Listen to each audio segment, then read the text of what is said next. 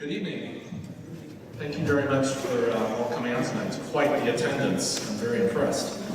My name is Henry Clausen, and I'm here tonight to facilitate this meeting.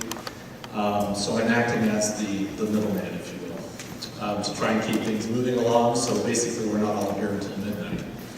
And with a group this large, that's probably quite achievable if we don't watch ourselves.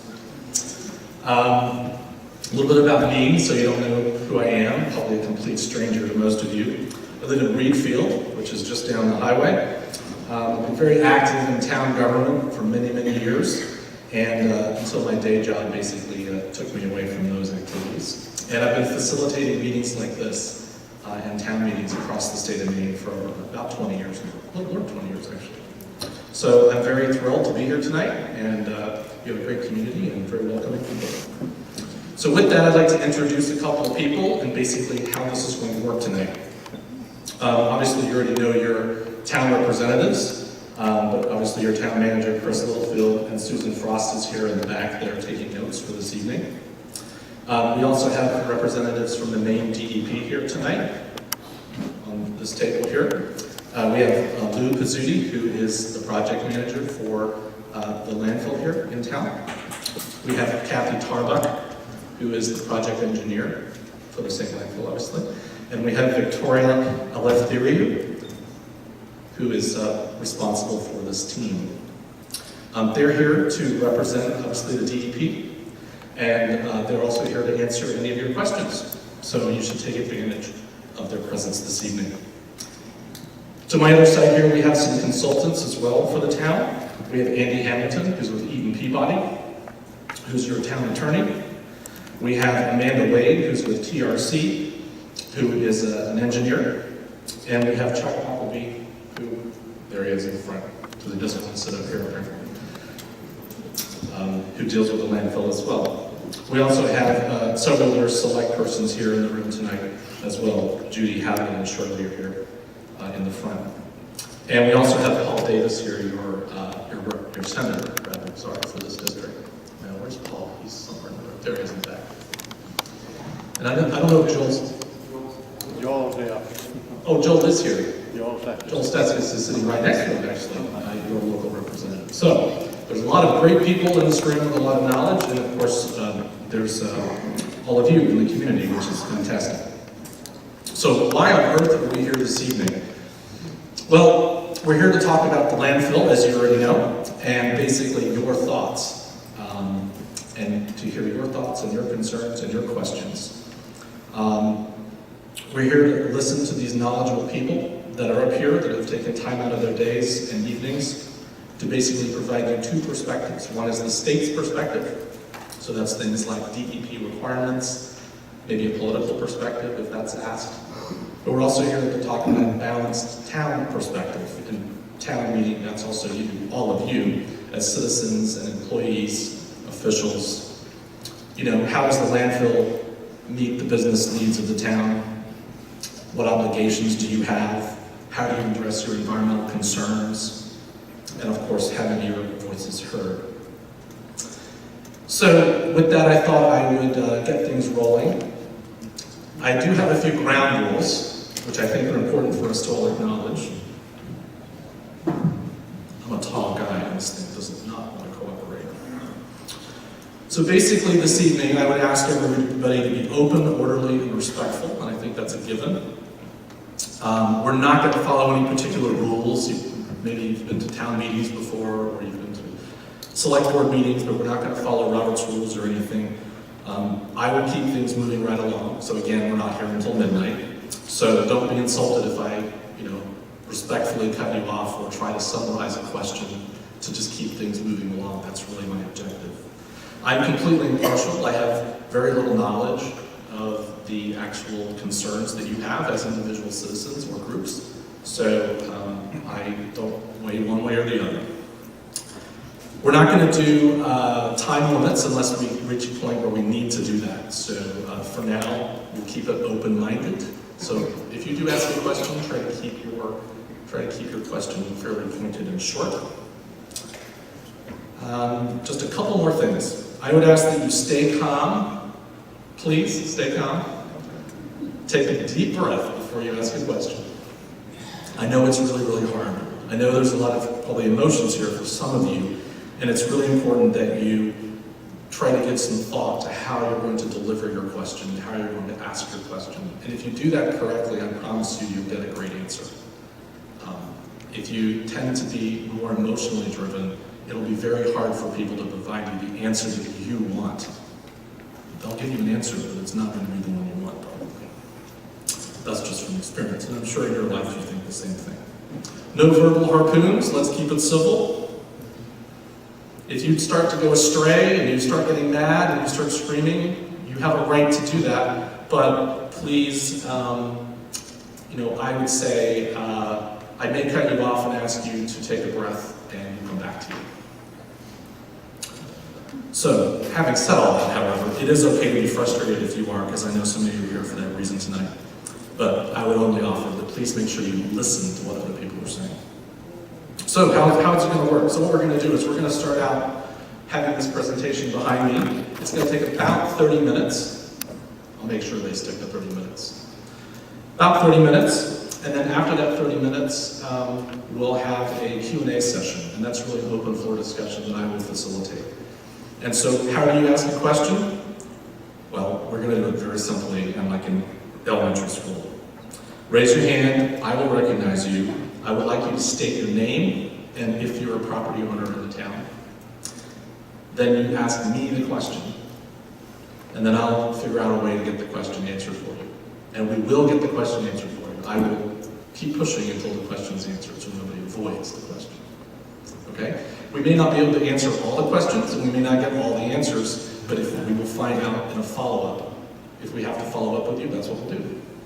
Okay? But all the questions will be answered, and all our voices will be heard, and we'll stay here, hopefully not until midnight. But if we have to, that's what we have to do. Any immediate questions from me about that process? Great. So I'm going to turn it over to Andy Hamilton, and Andy's going to start us off with a little overview. Thank you. Thanks, Henry. I just want to introduce myself. My name is Andrew Hamilton. I hail originally from Caribou, Maine. Yep, you guessed it, that's in potato picking country. I still have a little bit of the potato dirt underneath my fingernails. I tend to deal with people in a straightforward fashion. Sometimes I go a little bit long. That's a notice to Henry that I'll try to keep within my 15 minutes if I can, and yield the balance of the time to Amanda. I practice law in Bangor, but I've worked with communities all the way from Monhegan up to Frenchville, Maine, and over to Jackman, Maine. And I really pride myself on having come from a rural area. I know rural Maine. And I know one thing that's really important to people in rural Maine, and that's their property and how they regard their property. So I'm listening. If I don't answer your question in a way that gives you satisfaction, if it's directed to me, make sure you follow up through the moderator. I agree that the facilitator here this evening, Henry, it's better to ask your question to Henry, then it doesn't look like you're trying to attack somebody, like the guy who's here on behalf of the town to do my best to address your questions. So I'm going to get right at it. So a couple of things we want to try to answer tonight is, why does the town have a landfill? Some ownership and permitting history. Amanda's going to walk through landfill design, groundwater monitoring, some recent activity. Because odor concerns have arisen in the last year or so, address those and the implemented control provisions. And then the question, where does the town go from here?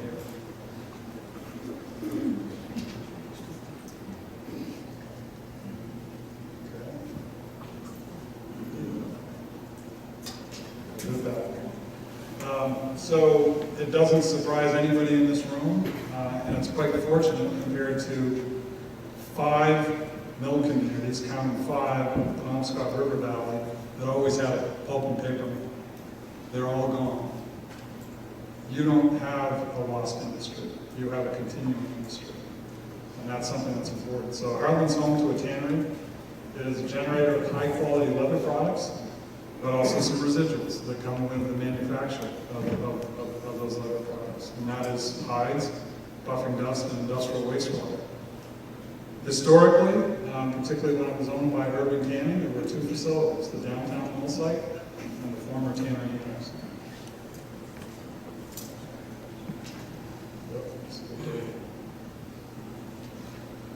So, tanneries across the United States and across the globe need treatment facilities. One component of treatment is what we call industrial pretreatment. That's essentially the first opportunity to capture some of the solids before the material is sent on to the wastewater treatment facility. You'll also see a loop where leachate from the landfill comes back through the industrial pretreatment system and then back over to the POTW. What do I mean by the POTW? That's the Hartland publicly owned treatment works. It treats wastewater. Although as high as 98% of the loadings to that facility have been industrial, in recent times it appears that the average for this year is right around 94% industrial and 6% residential.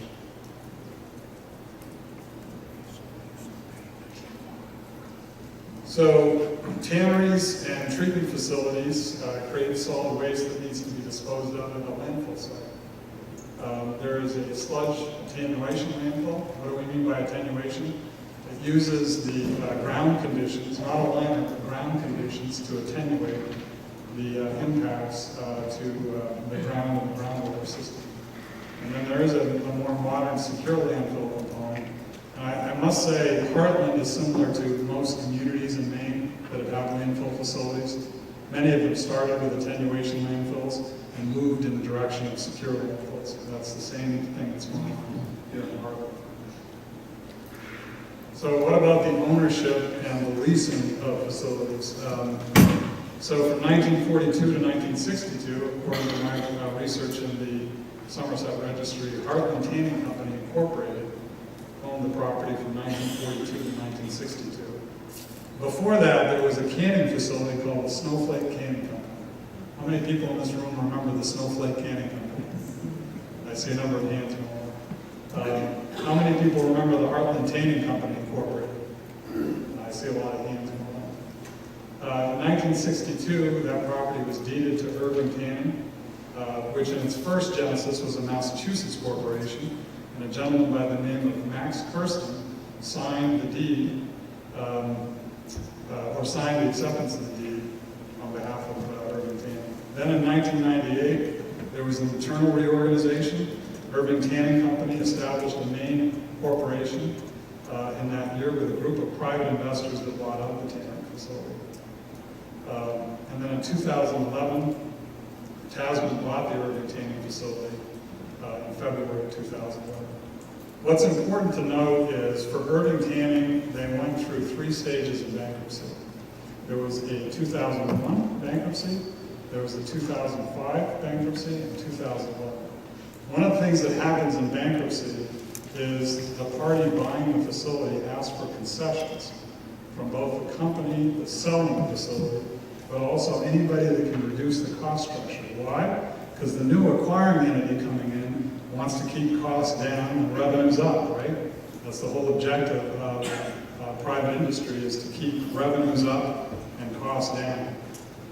I have to say that having been reminded by an attorney who used to be at Peabody's, now at H.E.A.T Savings Bank, as general counsel of H.E.A.T Savings, Nate Martell said he thought he had a pretty extraordinary negotiation with Urban Tanning in 2011. He said, it was like I was negotiating with somebody who said, we either get this or we're not going to be able to do anything for anybody. And so, hard negotiation. What does that mean for residents of Hartland? There are a lot of things that were negotiated by Urban Tanning. One of them was in 1977, which I'm going to move to because I suspect you're aware of the history of the tannery annex. In 1977, Irving leased to the town the landfill site. And I just want to take a moment here and ask Chris and Henry if we could pass out to you a copy of the lease document so that you could spend a bit of time with paragraphs 4 and 7 of that lease. What it essentially says was that the property would be used for the disposal of sludge and waste media from the waste treatment facilities of the town of Hartland and Irving. That's paragraph 4, as you'll look at. Paragraph 7 says the town will indemnify Irving from and against any and all claims, liabilities, damages, losses, and judgments, including costs and expenses arising out of or in any way connected to Irving's use or maintenance of the. As an attorney, when I see an indemnification like that, I say, if a company that is operating the landfill wants a community to indemnify it against liabilities associated with its use and maintenance, that means that it's possible there was no one really representing the town's interest in 1977. Because why would you lease a facility for a buck and take all the responsibility for it? Okay? So I want to make sure that the current Board of Selectmen and the current town manager are understood with one fundamental point, and that is, if you've got 94% of the load-ins that come into the publicly owned treatment works from industry, you want industry to be successful, but just understand that's called a municipal publicly owned treatment works, but it looks like an industrial wastewater treatment facility, right? And the landfill in 1976 that was established was a trench landfill. Okay? In 1977, the town permitted a sludge landfill that kind of became ultimately a cell landfill. What's the difference between a trench landfill and a cell landfill? A trench, you dig a trench, you put material in, and you're not paying as much attention about cover.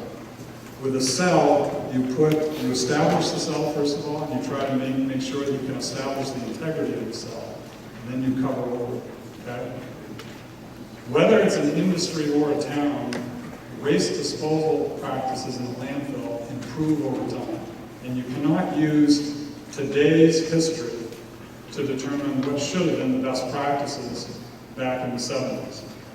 But it is a data point that I think people need to be aware of is there was an established industrial landfill that was then leased to the town in 1977. Then what happens? The town leases from 77 to 2005 the property from Irvington, the landfill property. And then in 2005, there's a deeding of that property by Irvington. That was the 2005 bankruptcy. It wasn't enough for a lease, okay? Now we've got transfer of ownership. Anybody that practices environmental law, as I have for 34 years, knows that when you own the asset, you own the responsibility, okay?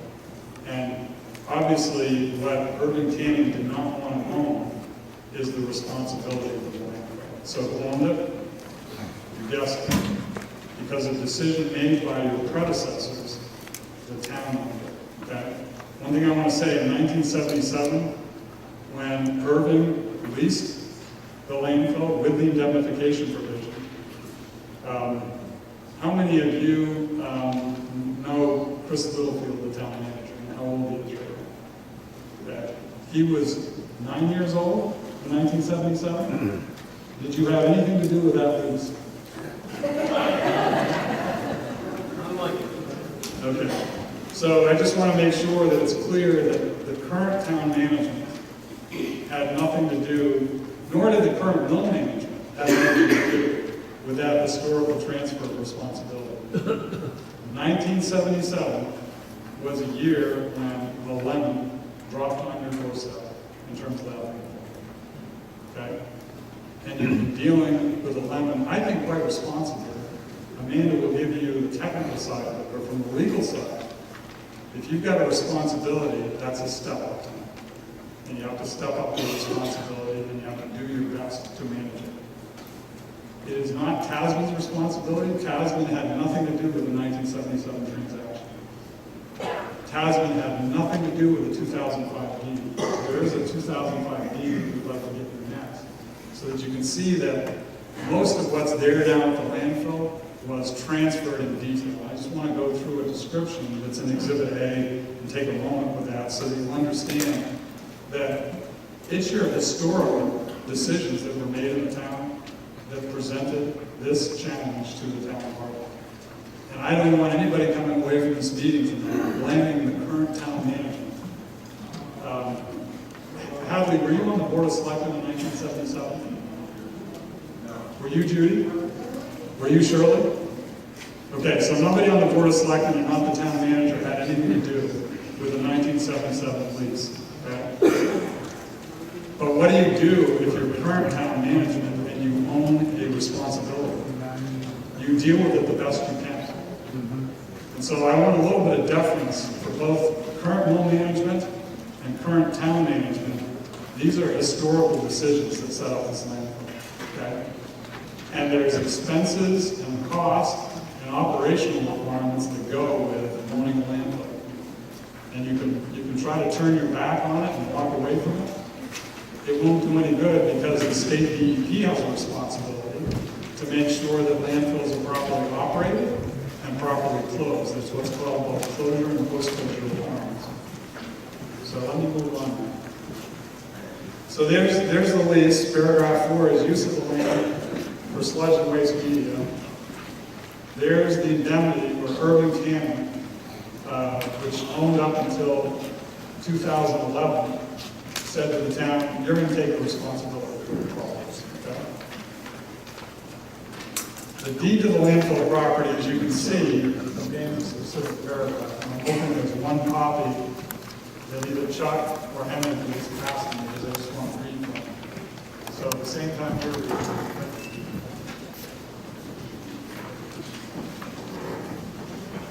you'll see this deed is under the main statutory short form provisions. And a gentleman by the name of Richard La Rochelle, the Chief Executive Officer of Irving Tanning, signed the deed on September 16, 2005. And it was released to the inhabitants of the town of Hartland. The second full paragraph under Schedule A, which is on the second page, says it's the westerly portion of Lot 35, Tax Map 7, inclusive of the closed and capped attenuated sludge landfill, the secure sludge landfill, landfill leachate lagoons, adjoining property, buffers, any structures and improvements thereon, situated in the town of Hartland, county of Somerset, and state of Maine, more particularly bounded and described as follows. Mr. Littlefield, were you on the Board of Selectmen or town manager in 2005? Did you have anything to do with the 2005 transfer? When did you first serve on the Board of Selectmen? 2009, okay? So, again, part responsibility at the door that it belongs to. Not to the current mill management, not to the current Board of Selectmen or town manager. Let no one in this audience make a claim that the current Board of Selectmen or town manager are responsible for the transfers that went from the company, Irving Tanning, to the town of Hartland. Moving on. So here's what the loop diagram looks like for the tannery and publicly owned treatment works. And that is the tannery sends wastewater discharge to the treatment plant. The treatment plant then sends sludge to the landfill, and the clean treated leachate becomes water that is then discharged within strict limits imposed by the Maine DEP to the Sebastopol River. The sludge is handled at the landfill. As part of handling sludge, which has a liquid content that's fairly high, tends to move around, the landfill leachate goes back to the tannery for pretreatment, and then the wastewater discharge comes from the tannery back to the POTW. So you see that loop, it's all tied together. So anybody that says, I don't want to talk about the treatment works, I don't want to talk about the tannery, I don't want to talk about the tannery's pretreatment system, you're missing something. The basic premise for this landfill is it's a sludge landfill. Where does the sludge come from? The treatment plant. Who discharges to the treatment plant? The tannery. Who helps keep that discharge to the treatment plant relatively clean and free of solids? The tanner. Who handles the leachate discharge from the landfill? The tanner. Who then takes the cleaned leachate that's removed of some solids? The publicly owned treatment works. You can't understand this landfill unless you understand that. I'd like to now introduce Amanda Wade, who will get into some technical details and probably not hammer legal points the way I just did.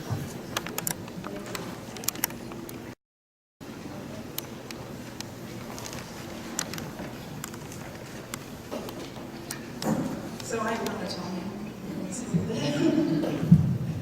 It's actually not, so it's reason. As Andy said, I am the engineer at this landfill. I've been for the last 8 or 9 months. We were hired, TRC was hired by Chris and the selectmen in January to help with some of the issues that they were experiencing out at the landfill. I have personal experience at this landfill. Prior to coming to private sector, I actually worked for the DEP. I was the landfill engineer, project engineer for this site for about 15 years. So I did have some experience before coming back to the site. This is just a general overview of the site the way it exists. You can kind of see where Pleasant Street is, Canaan Street, and where the landfill is tucked in. It also shows that the 2 pieces of the landfill that were talked about before, the attenuation landfill and the secure landfill, butt up next to each other. They're going to pass this. Oh, I don't know as well. I'm going to try to go quickly through some of the original permitting, just to catch up a little bit on. So as Andy said, in 1976, the Hartland POTW began as the secondary treatment for the tannery's wastewater. Shortly thereafter, it was determined that a landfill was needed to handle the sludge from the POTW, and so a lease was signed with Irving Tanning to use the property that the landfill currently sits on for disposal of that sludge. In 1977, additional approval was received from the DEP for the trenched attenuation landfill that Andy referred to.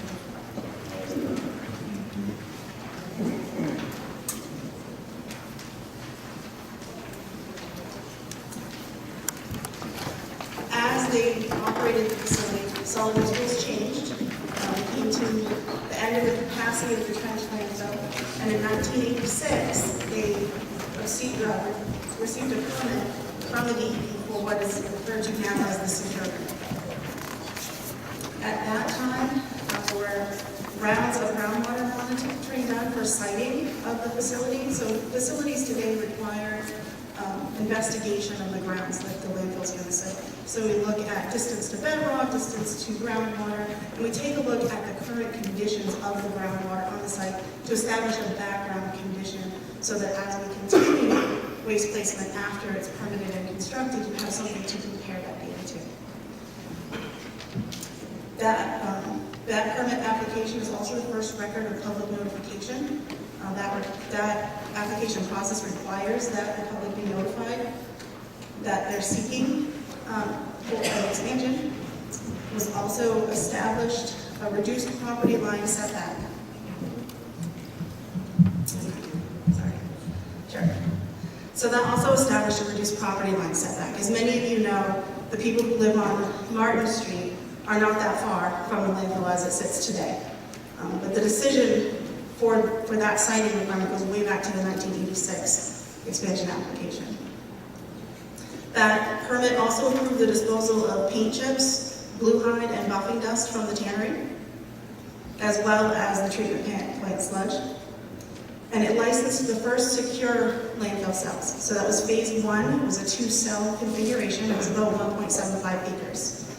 It also permitted the lined leachate pond. Prior to that time, leachate from the old unlined facility was managed and trucked to the tannery for treatment, but it was not managed in a lined pond.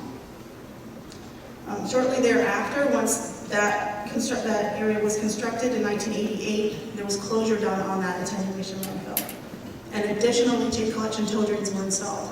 So there was not a lot of leachate collection installed in that original landfill cell.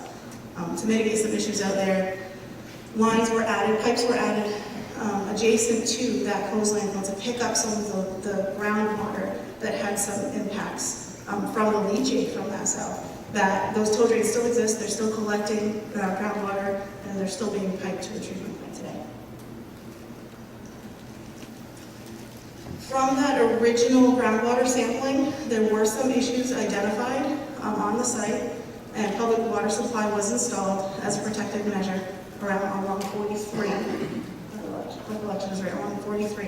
Groundwater flows were determined during permitting to actually flow in a southwest direction, which would take you to 43. In 1995, they reached capacity in that original phase 1 area, so phase 2 was permitted. That area is approximately 1.25 acres and included some additional closure on the, on the eastern slope of the attenuation landfill. Intermediate cover was also placed on the eastern slope of phase 1. Intermediate cover is required for a slope of the landfill that is going to not see operations for 6 months or more. It's a way to mitigate leachate production, odors, etc.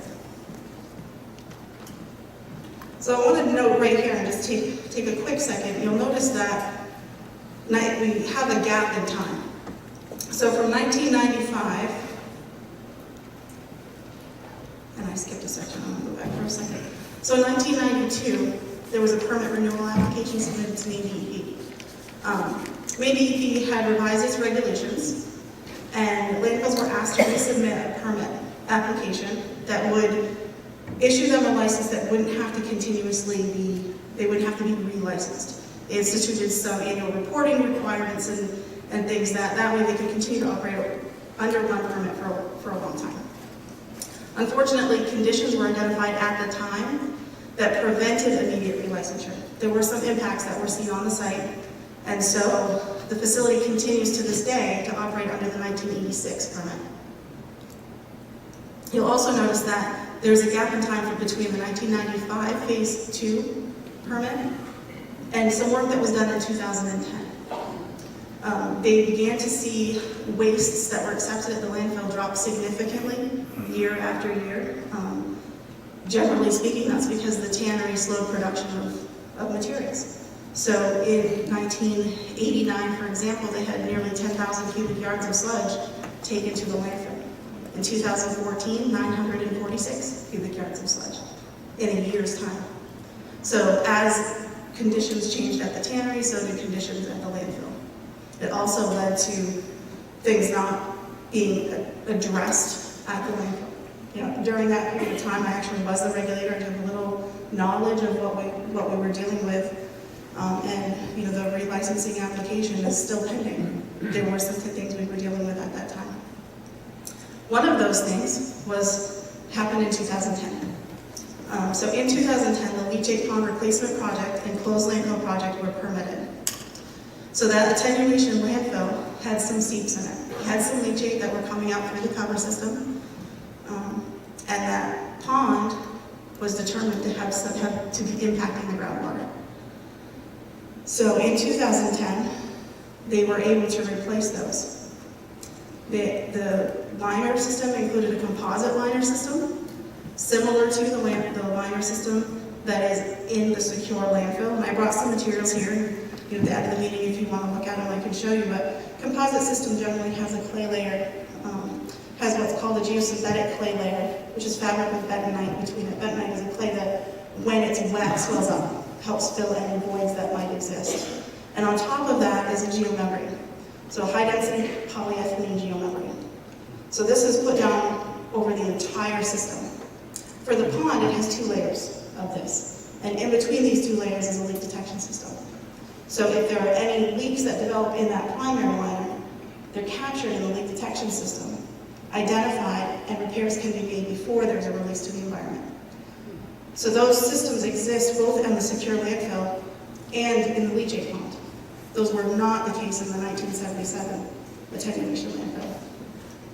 So the seeps that were on the attenuation landfill were addressed. Some collection piping was installed, and the leachate was piped into the system that goes to the treatment plant. This also included some additional intermediate cover on phase 1 and some replacement of intermediate cover that had really reached its lifetime. This project was funded by a $300,000 USDA loan and a $778,000 EDA grant. In 2015, the town established a landfill account. Phase 3 was permitted, and I'll have a figure for you in a moment that shows you where these phases are. Phase 3 lies between phase 2 and the attenuation landfill. Actually butts right up against the eastern slope of the attenuation landfill. Again, there's a record of public notice.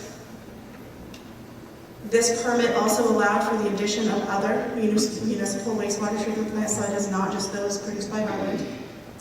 And it addressed additional seeps on the attenuation landfill. So the work that was done in 2010 took care of some seeps, and I can tell you from experience, those seeps moved 5 feet over. And we chased those seeps for about 3 years. We installed additional piping and just could not seem to catch up. So the liner system that was installed for phase 3 acts as additional cover to the attenuation landfill. And there is a system between the primary liner of phase 3 and the cover for the attenuation landfill that captures those flows and directs them into the leachate collection system. Again, this project was funded by a $250,000 Northern Border Regional Commission grant and an approximate match of $120,000 from the landfill budget. Some of that was actually reimbursed by the Maine DEP landfill closure program that was available for landfills that were originally closed in the 1980s and 90s. That fund is not available for closure of currently operating landfills.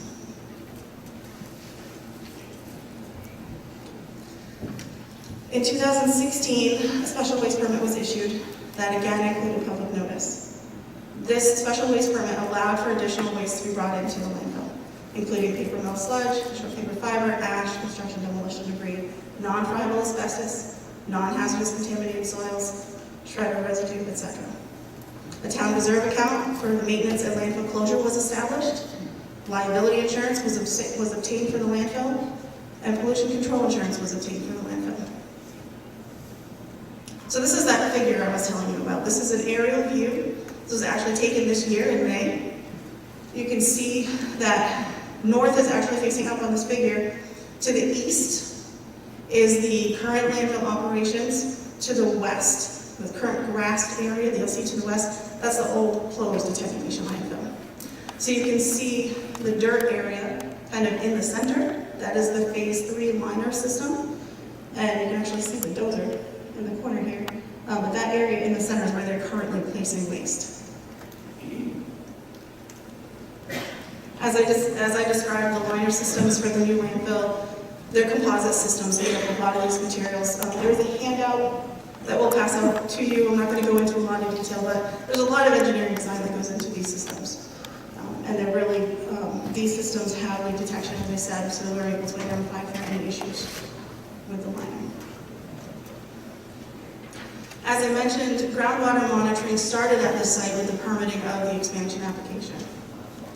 1985, some wells were installed for the permit, and groundwater impacts were immediately identified down gradient of the existing attenuation landfill. Again, this is prior to any construction of the secure facility. From 1986 to the present, groundwater monitoring continues 3 times a year. So I don't expect you guys to see this, but this shows you all of the locations on the landfill that are currently monitored, either for groundwater, for surface water, or for gas. Some of the wells that are currently monitored were monitored in 1985. So we are able to take a look at the data that was obtained in 1985 at the permitting and the 2016 data to show whether or not there were any changes. We prepared a few slides just to show you that. Monitoring well 102, 202 is just downgrading of that attenuation landfill. So it would be limited impacts from the secure landfill if it were any at all. You see, I show on here the EPA MCLs and the main MEGs. Those are guidelines for drinking water. I put those in there just for comparison. The next column is the 1985 data results. And although you're probably not going to be able to see the scale on these, it's really more for comparison. So the 1985 value you see for specific conductants, sodium, magnesium, and chloride in this monitoring well was significantly greater than what it is in 2016. So what that shows is that we're not increasing impacts to groundwater from the secure landfill, and in fact, due to the closure of the attenuation landfill, addition of leachate collection, we're seeing a reduction in contaminants in those wells. Monitoring well 103, 303 is more downgraded of the secure landfill. It is also downgraded of the leachate pump. And as I mentioned, we had identified early that there were some issues with the leachate pond. So here I have 3 columns of data, 1985, 2010, and 2016. I put in 2010 because that was the year the pond was relined. And you can see that in most cases, we had a high value obtained in 2010. And that since that time, since the pond relining, we're actually seeing a decrease again in contaminants at that monitoring well. So it's working. Again, this is the background monitoring well. This is on the northern side of the facility. It's actually in the woods between the landfill and Martin Street. 1985, every single one of these contaminants was higher than the 2016 result, and actually manganese in 2016 was below the detection limit. Recent operations. In 2015, there were some repairs that were needed and upgrades needed to the treatment works. Again, that was funded by a grant by NDRC. And at that time, 1,000 cubic yards of sludge was cleaned out of the lagoons and brought to the landfill. The sludge that they generally landfill from daily operations has a water content, or I'll give you solids content, of about 30%, so 70% water. The sludge that came out of these lagoons was much wetter. It had about 90% water. They bulked this sludge with 4,000 cubic yards of sand and brought it out to the landfill. They had prepared a bermed area. Basically, the sludge was flowable. It moved right down into the area, and then they stayed off of it for about a year to allow that to dewater. So they had to move operations to the northern half of the landfill while that sludge dewatered. In about the end of 2016, they determined that that area was sufficiently stable for them to return to there for just standard waste placement. They also purchased additional equipment for proper waste placement to support landfill operations. Unfortunately, in 2017, the wastes moved within the cell. This was something many of you have heard about. There was no release. The waste was fully contained within the liner system, but basically the waste became liquid. It slumped down into the southern end of that cell where most of the leachate collection system is. Because of this, the town could not place daily cover. They couldn't get onto the waste. So again, operations were shifted to the northern end of the facility, and at this point they're in a pretty small area because they haven't yet received permission to operate in the Phase 3 area. The town sought assistance from various consultants to address the stability issues on the site. Unfortunately, however, odors from the exposed wastes began to be observed in the neighborhood. In 2018, waste relocation and stabilization project was completed. Construction and demolition debris, so materials from houses that were taken down, were brought into the landfill because they are a stable material, and once blended with the sludge would help give some stability to that waste to allow them to continue to place. Additional drainage piping was also installed in the landfill. Sludge is a tight material. It's much like a clay. So if you have layers and layers of sludge, water does not want to drain through it. So added piping was installed to help deal with the water that we knew was in the waste. Waste placement began in Phase 3, in the Phase 3 area. They got permission from DEP to start operations in that area. Ground CDD was taken in as daily cover, and an odor neutralizing spray system was installed on the northern end of the landfill. Unfortunately, our hope was that upon the completion of the waste relocation project, odors would die down. Since the completion of the project, however, offsite odors have continued to be an issue, especially on the Martin Street area. So we have continued to get complaints from both Martin Street and Pleasant Street. They have taken some operational improvement, however, at the landfill to manage the odor. So odorous wastes are now treatment plant sludge for the most part. Is spread and covered as soon as possible. Daily cover is placed. They use ground construction demolition debris, auto shredder fluff, and woodyard material. Prior to this slide and the acceptance of wastes other than the treatment, the Hartland sludge, they actually had a variance from the placement of daily cover.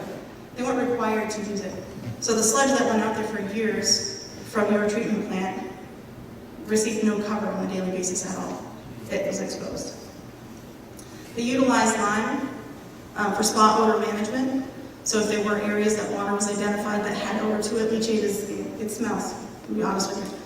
They lime it to help reduce that odor. And the odor neutralizer spray that was installed for the waste relocation project is still used. They use it on a day-to-day basis. They've worked with coordination for time of the deliveries to ensure that they have ample time to mix and cover the waste before the end of the day. They ensure that the waste delivery vehicles are covered, and they've worked with the city of Brewer, who is currently the only supplier of additional wastewater treatment plant sludges, to institute some improvements on their end within their treatment plant to reduce the odors that are produced by their sludge. Additional site investigation was completed. We knew that we could deal with odors, general odors, using daily cover through the spray. We wanted to make sure that there were no additional issues out there that might be a health concern or anything like that.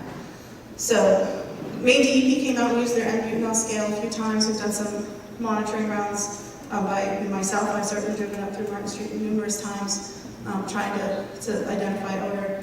A gas sampling event, however, was conducted in June. The sampling was done on the site.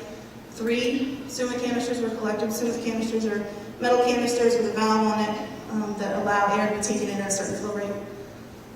2 of the SUMA canisters were 8-hour samples. One of them was placed on the north end, near the operating landfill. The second one was placed at the southern end, near the leachate valve pit. The intention was to identify whether or not there was anything within the leachate or within the waste that could be of concern.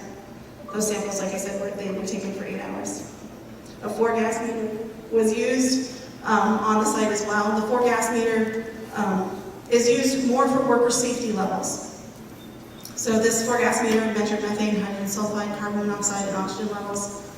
And a single point monitor was installed on Martin Street to monitor for off-site hydrogen sulfide in the part per billion range, which is a residential value as opposed to a part per million range, which is a worker standard. These are the results of the SUMA canisters. We tested them for VOCs and SVOCs. And as you can see, the 3 samples here, the southern sample, the northern sample, and the monitoring well headspace, are well below permissible exposure limits for worker safety. You know, half a part per billion versus 1,000 part per million worker safety standard. So there was nothing identified that posed a risk to worker safety on the site. And this also gives us an indication of if it were to travel off-site, what would we be looking for?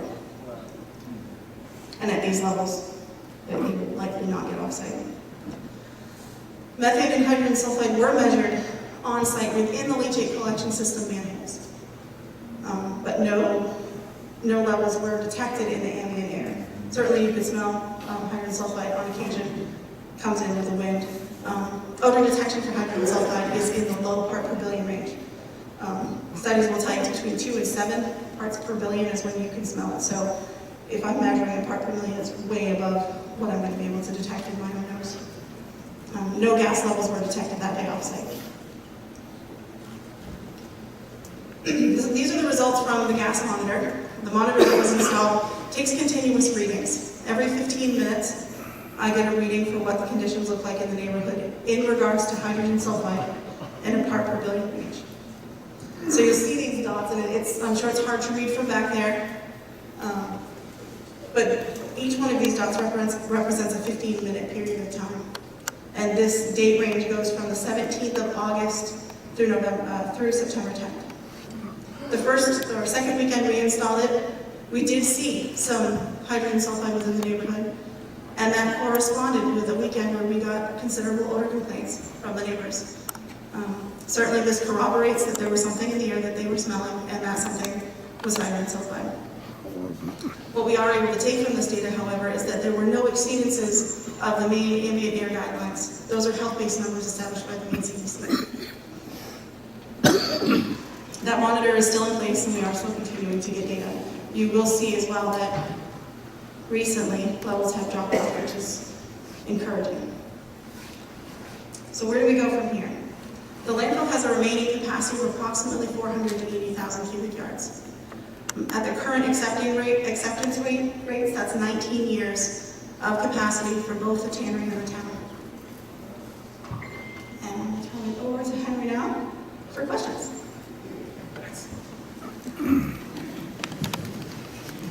Excellent. That was a whole lot of information. I would, can you turn the lights on?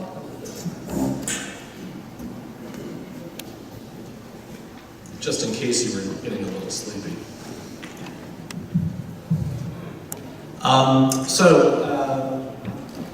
If you were confused by some of that, or you would like a copy of this slideshow, you can write a little note to your town manager, and they will happily give it to you. So you don't have to worry about taking photographs of it or scribbling notes furiously. I should have told you that at the beginning. So at this point, we're going to go into a Q&A session, and as I explained before, my rules of engagement. Before I do that, is there a group, I believe I was told there's a group, a neighborhood group that lives close to the landfill that has, is there a representative from that group, or is that you? Great. Would you like to say a few words to start, like, or to ask a question or something? I just wanted to give you that opportunity, because you're probably the most concerned person, right? You want, and if you want to come up here, you're welcome to, if you're comfortable. If you're not, you can stand there, and I can try to come to you, or just talk really loudly. My name is Debbie Cooper. Can you hear Debbie? Okay, Debbie, you gotta come up here now. Sorry, I'm gonna put you on the spot. I didn't want to do it either, so you'll be all right.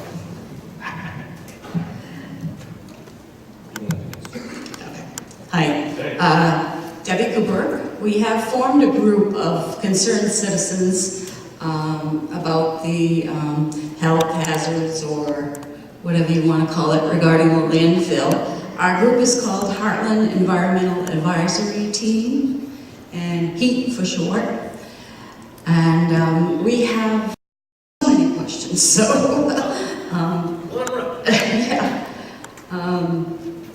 First of all, I wanted to say that our group had asked the DEP to have a meeting with just us, but they decided to do this instead, I guess, or anyway, I just wanted to let you know that we had asked to meet with them separately. But anyway, I guess I can start. Everybody, I'm sure, in the group has got some questions, but I just wrote these down watching this tonight, So ask me the first one, we'll go from there. So I noticed that they called it the sludge landfill at the very beginning. So my question was, so why are we putting other things besides sludge there now? Good question. Probably Amanda would be the best one to answer that. Yeah, I think we're going to have to use the mic. Can it move around? Take this off. Oh, okay. I want to get hung up on logistics here. So as I went through the slides, I mentioned that in 2016, that in 2016, the town requested permission through a permit application to accept additional wastes into the landfill. That was mostly because the waste that were coming into the landfill, there was a very small quantity, and there are operational expenses related to the landfill, including day-to-day operations, closure, and post-closure costs, and that, you know, the town at that point was trying to figure out a way to make this fund itself.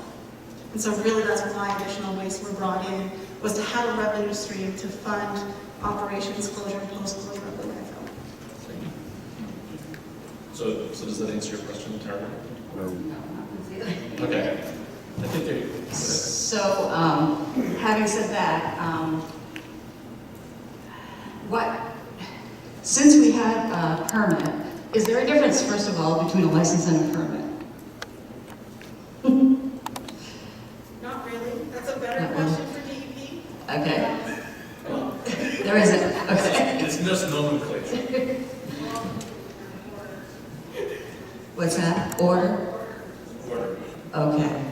Because I noticed on there once they talked about, we were still working on, under our 1986 license. So, what did you waive under that in order for us to take this new step? So the way the solid waste permitting is, once you are permitted by solid waste, you operate under that permit. Basically until after you close the landfill. Any additional permitting actions are either amendments or minor revisions to that original permit. So the special waste permit that was received for this facility is off of the original permit. So there was nothing waived. We still had to show that they could handle the waste, that there would be characterization done, and go through all of the same requirements for the permit. It was just an additional to the 86 permit. But again, it was a sludge. No, so the permit was for the development of the landfill. Again, this may be something for DP, but the permit is for the development of the landfill, for the footprint of the landfill. You can get additional waste permitted at any time if you have a landfill.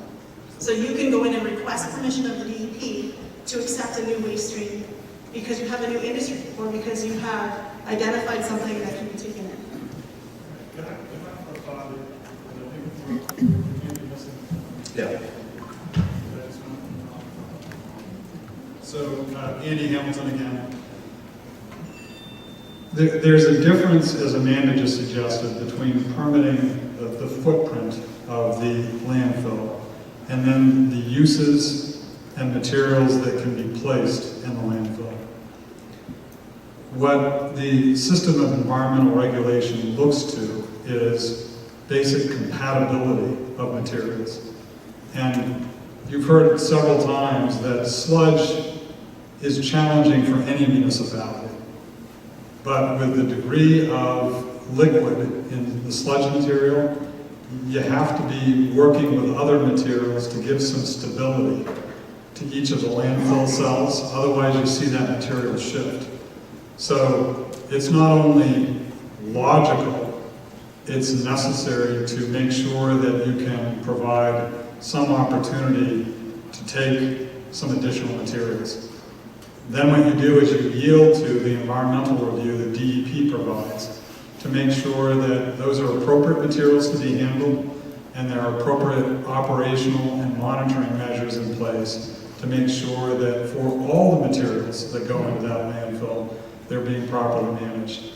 I want to say that the item that Amanda pointed out that happened in July of 2017 is exactly what I was just alluding to. If all we did is take strictly sludge at the Hartland landfill, then we're going to continue to have issues associated with the lack of structural stability, if you will, of that sludge material. So it's been necessary to mix it with other types of waste, but I think both as to the sludge material and the other waste that have been taken, the question is, have there been off-site impacts? And so I would take the thrust of your question, yield to your further questions, but ask Amanda a question, and that is, are we seeing really bad stuff beyond the landfill boundary? Because that's ultimately the question.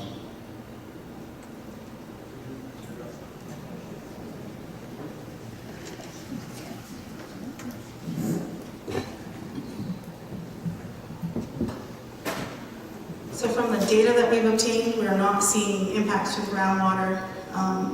We're not seeing a lot of gases within the air around the landfill. We are seeing odors. So, there certainly is an impact that we are seeing from accepting these wastes and coming up to speed on operating this facility with those wastes.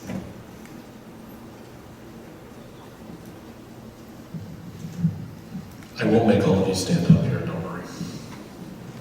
That didn't work out too well. I'll just repeat the question. So, I think that's a good answer. I thought. What do you think? Well, I guess if it's not raining, I know Bruce is very wet. Okay, yeah, brewer contributes to your, And I know how it's not. I mean, we treat Okay. our sludge very well, I think, in our road. And when brewer brings theirs in, and it's not treated like ours, why can you take that when you couldn't before? I mean, yep. So the question is really, how does the brewer sludge impact your, is brewer sludge wetter? Is it different enough that it's causing problems? Is that really part of the problem, is the brewer? That's your question. So can somebody answer that? Chuck.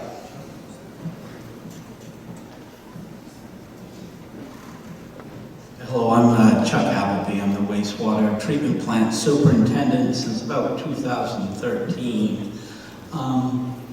The brewer sludge is wetter, and it is 22% solids versus about 30% are solids of the Hartland wastewater treatment plant sludge. If we don't retain the tannery, our sludge will be right in the same category as the brewer. It's actually the tannery sludge that boosts our percentage up and helps bind it together and make a more solid material. So, I don't know if did I ask you a question? Okay, so the brewer sludge is more typical, and your sludge has got a little extra thickness to it because of tannery. So that's why there's a difference. Okay, so other people? Yes, sir, you in the back standing there. So can you state your name loudly? Yeah, Tim Keister, I live in North Hack. My question is, on the video it said that we're now taking precautions to eliminate the odor from brewer.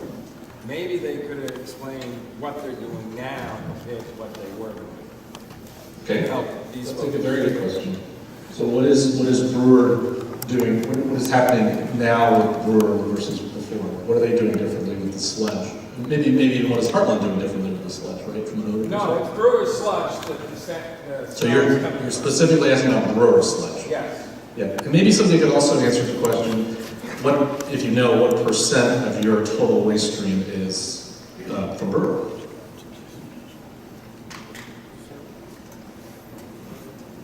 You don't know off the top of your head? About a third is from brewer. So 1/3 is from brewer. And do you know what odor control is brewer was considered in that statement? They have actually added odor neutralizer to the compressor process. They were not doing that originally.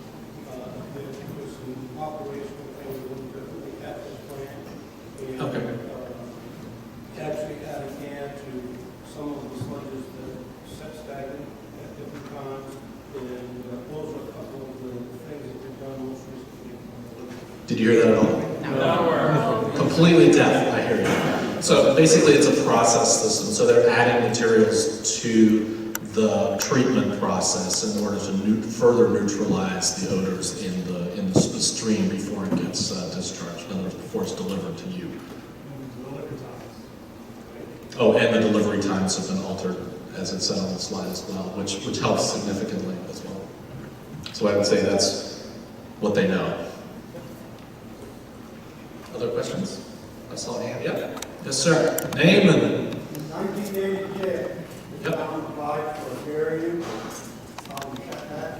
okay, They said in that application that there was one house at 324 feet. That house is no longer there. There's a whole development, 15, 18 houses, less than 1,000. yeah. I'm just curious how, when they applied for this special variance, that wasn't taken into consideration. Oh, All of our houses are yeah, that's a good question. there. We can see the land.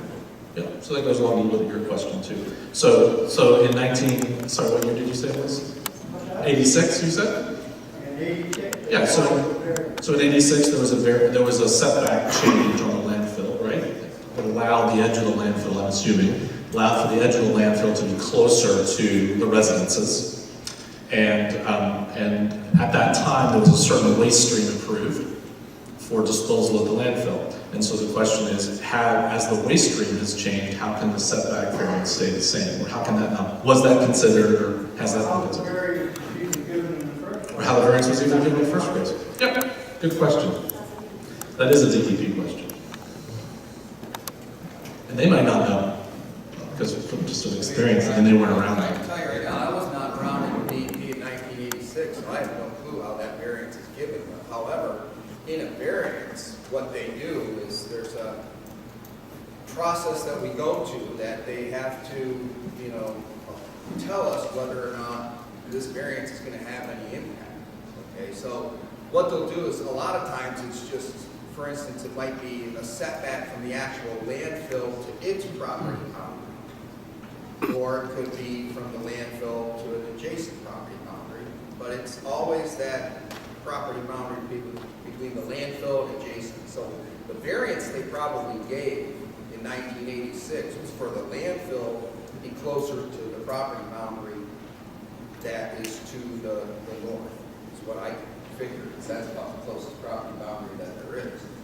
Why it was given, I can't tell you. I wasn't around at that time, just like these people weren't around when all these decisions were made.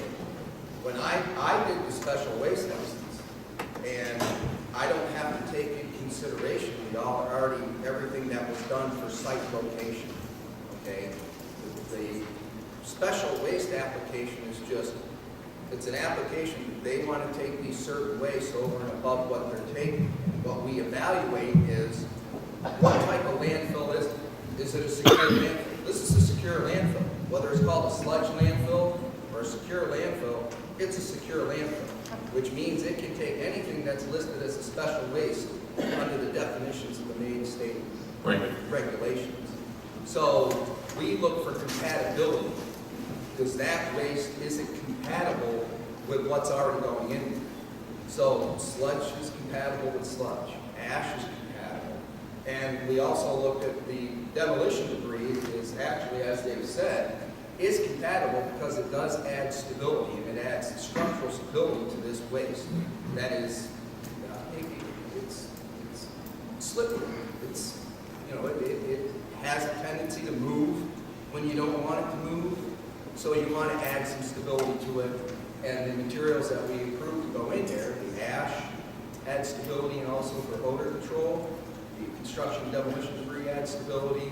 The other materials are for also stability, absorbing some of the liquids to add stability, and also to help try to fight the odors. So I think what I would also mention what Andy said, which is, it's the difference between the footprint of the landfill versus the material that goes into the landfill. So the setbacks, the footprint that was decided doesn't come into play when you're talking about waste necessarily. Yep.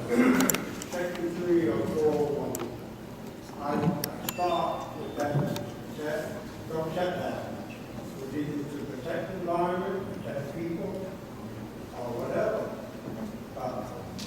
If they give them a variance, we have overcrowding, what we're talking about. And that's, we're all within 1,000 feet. It says that a landfill can't dump within 1,000 feet of an occupied residence. Yeah. Or there's 15 or 18%. It's a good point, and it's absolutely a good point. So, as Mr. Pizzuti said, he was 10 years old in 1986, but somebody made the decision. I happened to be 2 years into the practice of law at my firm in Bangor. I will tell you that I think the premise of your question is sound, but it overlooks the history of the siting of this landfill. And let me just put those two pieces together, Mr. Hughes. So part one is you're saying, aren't the setbacks there to protect me and the environment? The answer is yes, if you had a brand new landfill, okay? And so you'd want that landfill sited to meet setbacks. And I can tell you, I've done all kinds of environmental work across the state, including in Aroostook County, where for Mars Hill wind energy facilities, there was a variance granted. And anytime you use the word variance, people throw up the flags and say, gee, something was inappropriately done there. I don't think so in this instance, and here's why. When we went from a trench landfill for purposes of disposal of sludge material from the POTW, that is predominantly industrial wastewater coming from the tannery, some component of residential. That landfill was placed there as early as 1976, okay? In 1977, there's this lease that gets written as part of a reorganization of Irving Tanning, and they say in order to reorganize, we need some concessions from the town. They came to the Board of Selectmen, and they presented them with a lease, and they said, you'll indemnify us from any practices associated with that. That 1977 lease establishes something. It establishes that before 1986, the landfill existed. So the question that arose in 1986, 9 years after that lease, and 10 years after the landfill was established is it okay for the landfill to be there, to be in its current location? And in 1986, the department looked at the best environmental science they had, and I can tell you what I've watched in the 34 years of my environmental law practice, the goal line keeps moving out, okay? It is hard for us standing here in 2018, or sitting in this room in 2018, to say, why didn't they do it differently in 1986? They did it in 1986 in light of the standards there, but they also did it in light of the fact that the landfill was already located there, okay? Then you see later on expansion permits. But I think you're combining two things, which is what's the footprint and why the variance, with now what special waste material is taken there. And as Mr. Pizzuti said, if you're a secure landfill, which came in as part of what year was the secure landfill permit? 1986, but when was it actually built? Okay, and how much of phase one was built? 1.25 acres? 1.75 acres was phase one. And when was phase two built? 1995. You see, what's happening is we've got a combination of trench landfill, attenuation landfill, and secure landfill. What's happening in 1986 is they validate the footprint of the attenuation landfill, but they do as part of that, they want certain upgrades to happen. And those upgrades include putting liners underneath the landfill. So for that first phase of the 1.7 acre expansion, it's all part of, is it 60 mil or 80 mil HDPE line? 80 mil liners. So for those of you who are familiar with high density polyethylene liners, 80 mil is a pretty thick liner. You're not going to puncture an 80 mil liner if the landfill's operated properly.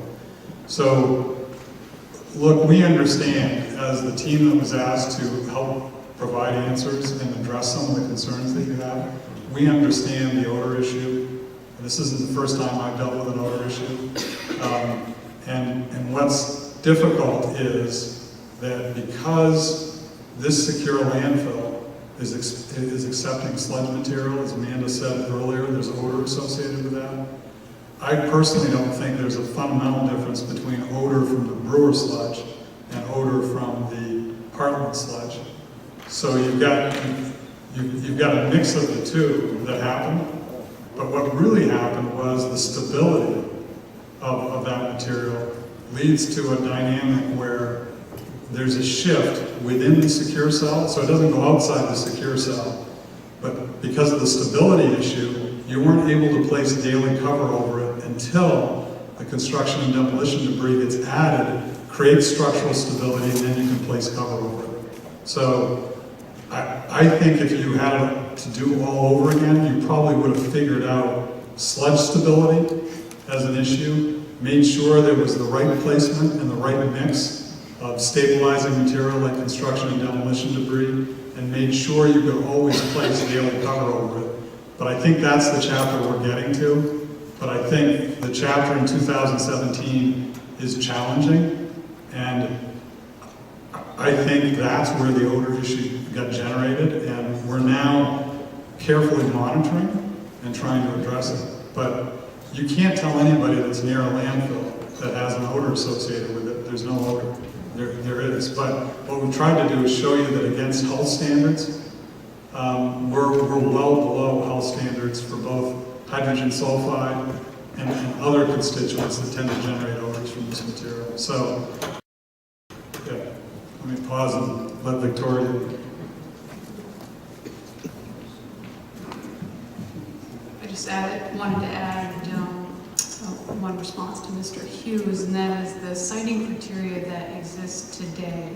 The siting criteria that you've seen is more stringent than the siting criteria that existed in 1986.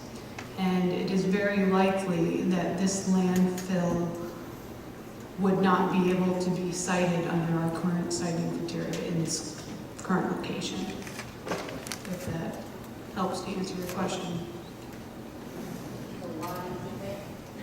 Well, again, It was approved under different regulations. And we tried to get a new license, but we couldn't, because it wouldn't pass. You just said that. So why are we letting it go?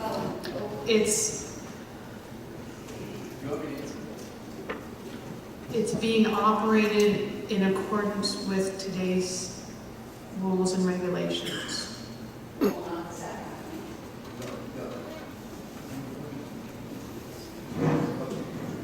You have to understand that the department has had different set of solid waste regulations from 1977 to today.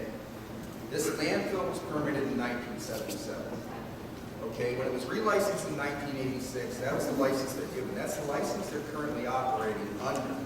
There were no siting issues with this landfill that caused it not to get a new license. What caused it not to get a new license was operational issues. A leaking leachate pond, the leaks coming from the old landfill that needed to be fixed prior to this new license being issued. However, what I can tell you, project manager handling that license, is I have to license that landfill in accordance with the old license that it came in under the old regulations. So if that permit came in 1992, I am obliged to write that license in accordance with those old rules, not today's rules. You're not applying. Oh, yeah, no, I am obliged. You're not going to do it. And they operate under the old license. You don't understand. It is the way it is. They had to come in and get a new license because what the department did was, they used to issue new licenses. Wait, let me finish, please. Okay? What it is the department required every 5 years for a facility to come in and get a new license. They changed those regulations. These guys submitted for a new license. There were operational issues that needed to get resolved. In the meantime, they operate under the old license. They still do that today. I have multiple landfills that are doing that. This is not the only one. Because of the fact that there are issues, operational issues that have to be resolved at the license at the But facility. why are they not resolved? Are they? They're resolved. It happens. It's resolved over time. Okay.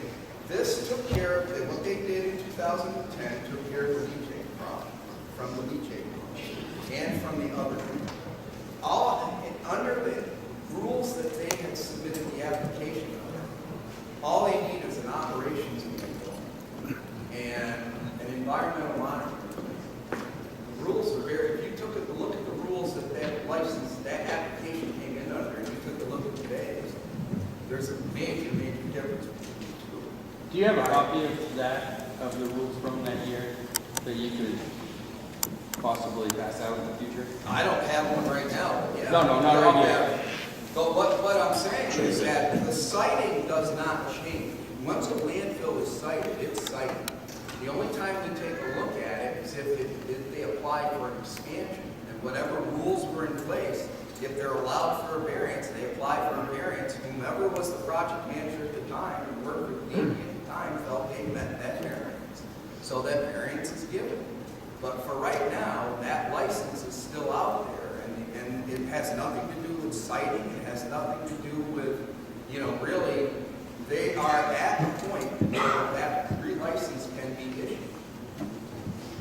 I don't know what more to tell you. Yeah. Thank you for that answer.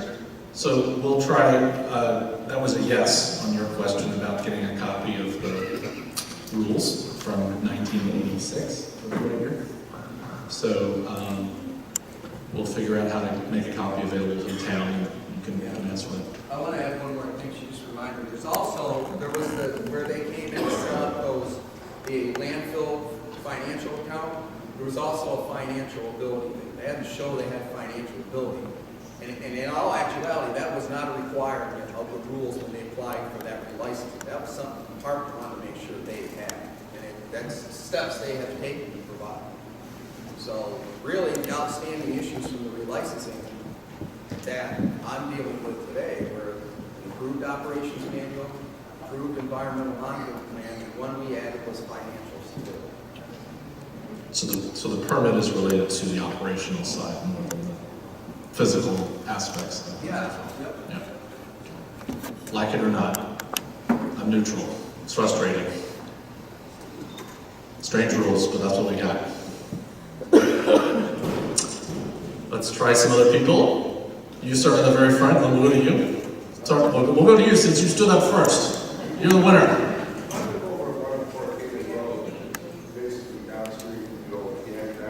Okay.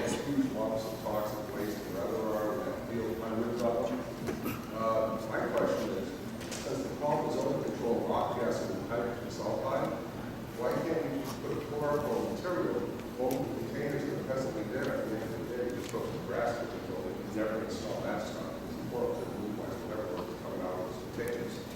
And the hydrogen sulfide, we harvest the gas, and we filter it through, like steel wool, after we remove the sulfur, then we have hydrogen, we can store it as a viable fuel source. Yep. So those are good. Did you hear that? Okay? Right. So there's a part of the property that's to the yeah. So you're to the south. Is that right? Okay. Right downstream. So he's suggesting that there's some other ways maybe to handle some exposed waste in that area, including maybe using some of the gas in a more creative way. If there is off-gassing, he believes that there's a way we could perhaps maybe convert that to a renewable energy source or something like that. Right? Like hydrogen gas.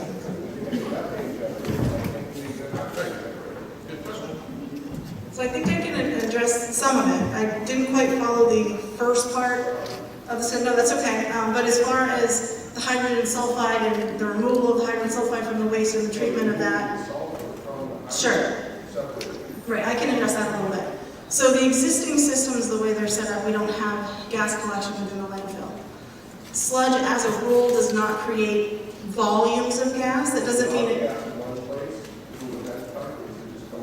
Right now, it's more of an ambient release that kind of comes out over the surface. At closure, right.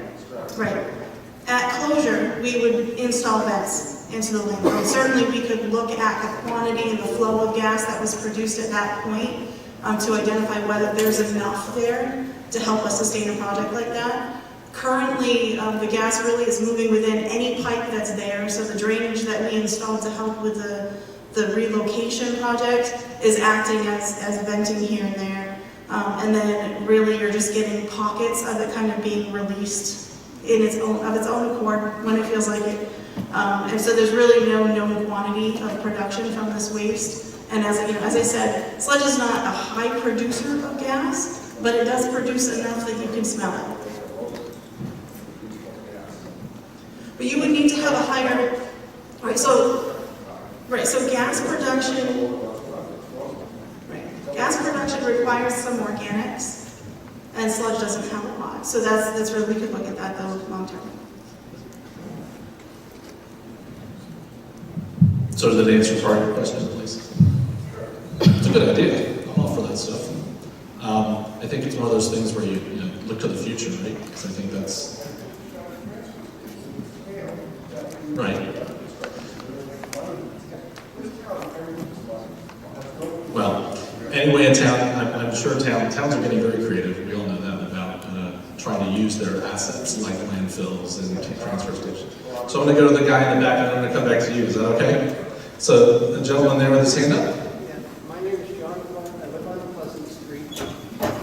Earlier today, I was having a discussion with the selectman in Cambridge, and the topic of this meeting came up. And he made a very interesting observation in the form of a question. And so I came home and I did some research, and I think it's worth mentioning.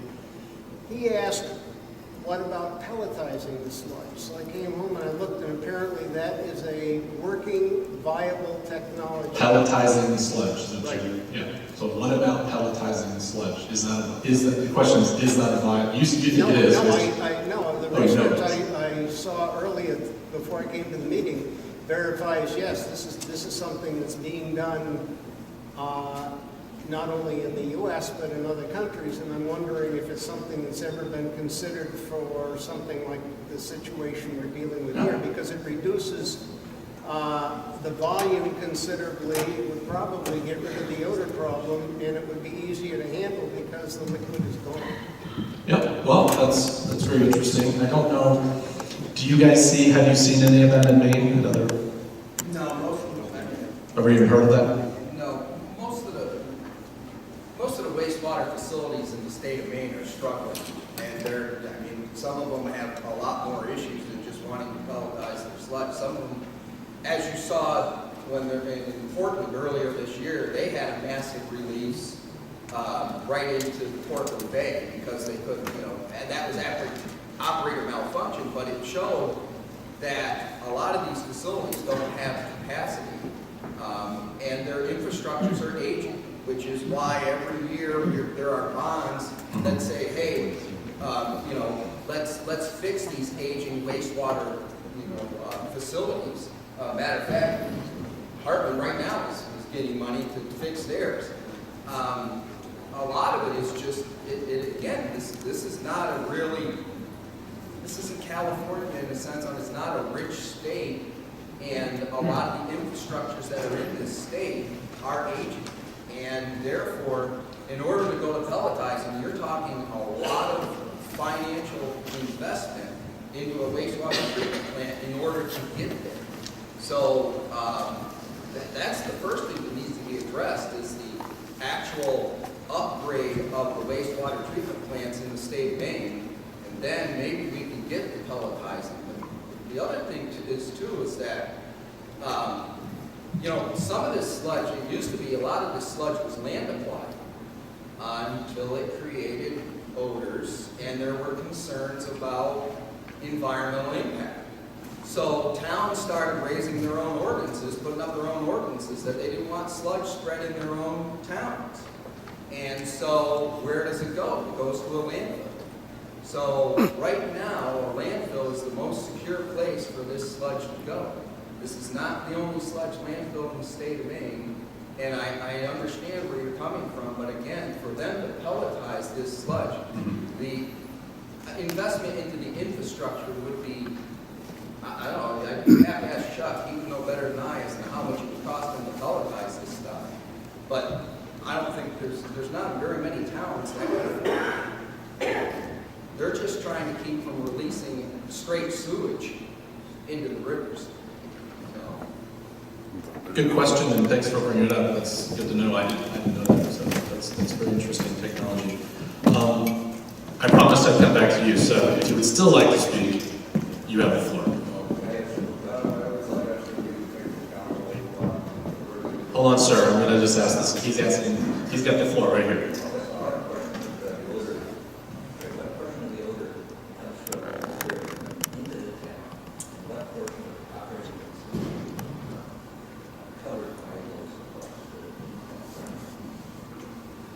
Repeat the question. Did you hear that? No. No, we didn't. Say it one more time. The simple question I have is how much of the odor comes from sources outside of the town? And that's being done, I assume, for financial reasons. And how much of the cost does that cover? Right. One of you is going to have to take a stab at that. Because I really don't know the answer to that, but that's a very good question. We tend to have a majority of the odor issue with broad sludge. And I'm going to say that it's probably somewhere in the range of, well, it's close to 100% of our issue with the odor. We, right at this present time, we're taking about $95,000 a year from that waste coming in, which at our current budget is approximately, I'm going to guess 45, yeah, probably more like 60% of the budget. Yeah. I'd have to really hone in the numbers to get more accurate, but just off the top of my head. What's the cost of shipping away somewhere else?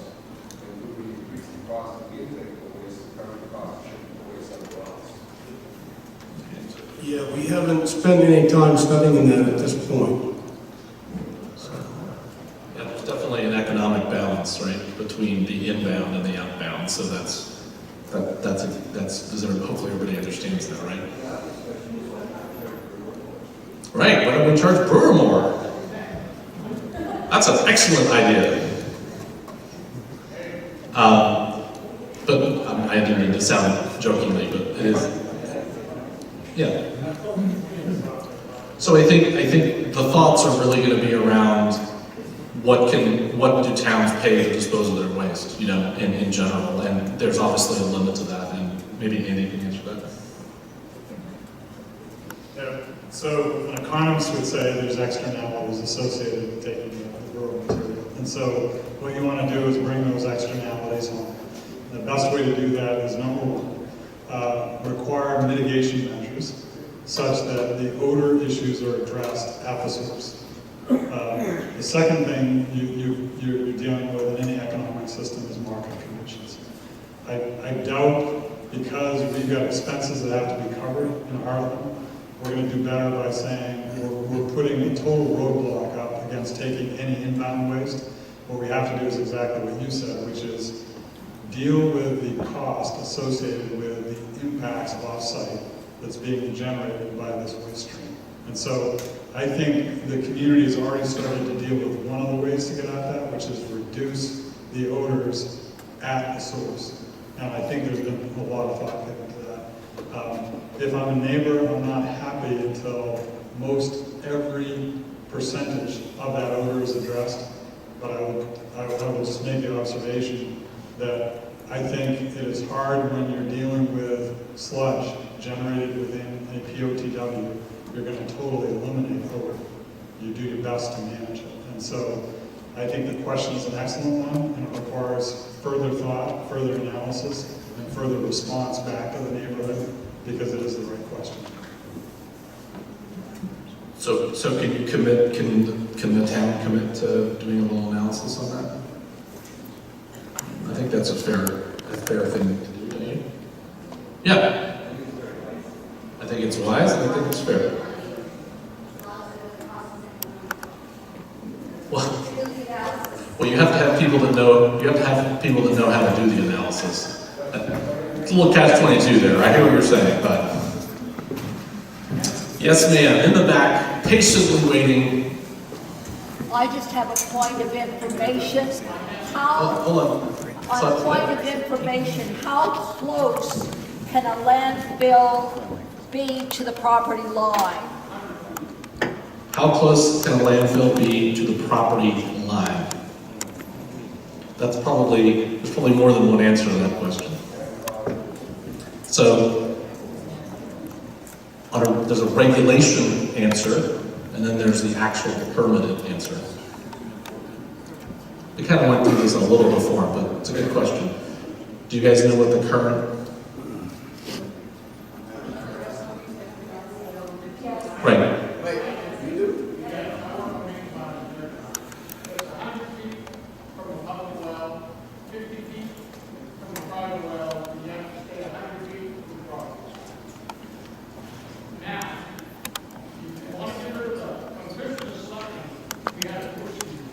So, hold on a second. So, he's saying it's 100 feet, but the DEP is saying, that's... We're gonna go get our rule. They're gonna look it up for you and actually get the rule. They have a copy in their car, they just don't have it at the table. Yeah. You stumped them with your trivia. Well, the problem is it differs by landfill. Yes. So we have, and there's so many different classifications of landfills that it's not an easy thing to just pull out of my head. So, we're gonna table your question. They're gonna answer your question in a minute. Other questions?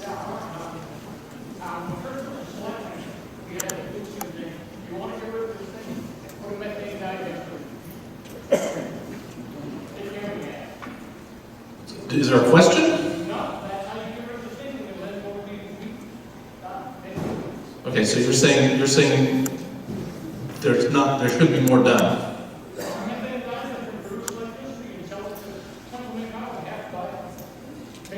Right, so Amanda addressed that before. Hold on a second. Amanda suggested before that those are all very good ideas, but the way the current landfill is constructed does not allow for that at this time.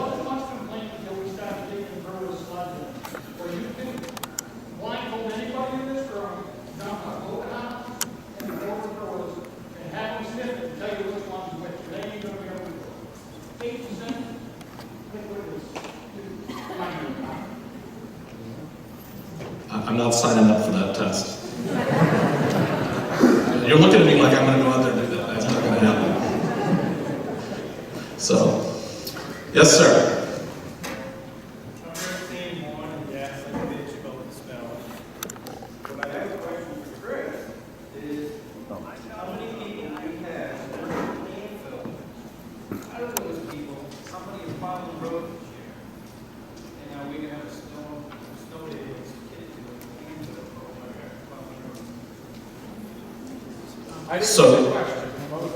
So how many people work at the landfill, and how many of those same people are responsible for public works, right? Plowing the roads, things like that this winter, and how is that going to get managed? You know, because obviously you're pulling people away from one activity for another. Yes, so Rick, we haven't done any of the scheduling on that at this point in time. We've had some conversations about it, but certainly during the day when the landfill's going, we have to have an attendant on site. So either Bruce or Jim will be available on site during operating hours. They may both plow when they're not available. We do intend to hire some other folks to help plow as well, but that's really not the topic of the evening, so. Yep. Oh yeah, we're not gonna shirk the responsibilities at the landfill.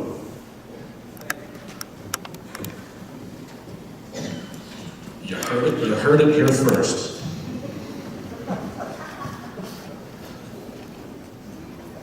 Yes, ma'am.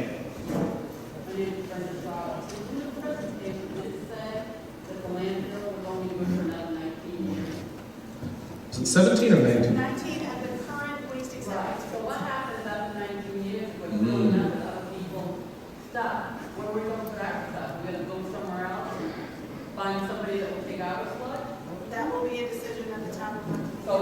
we're not looking forward.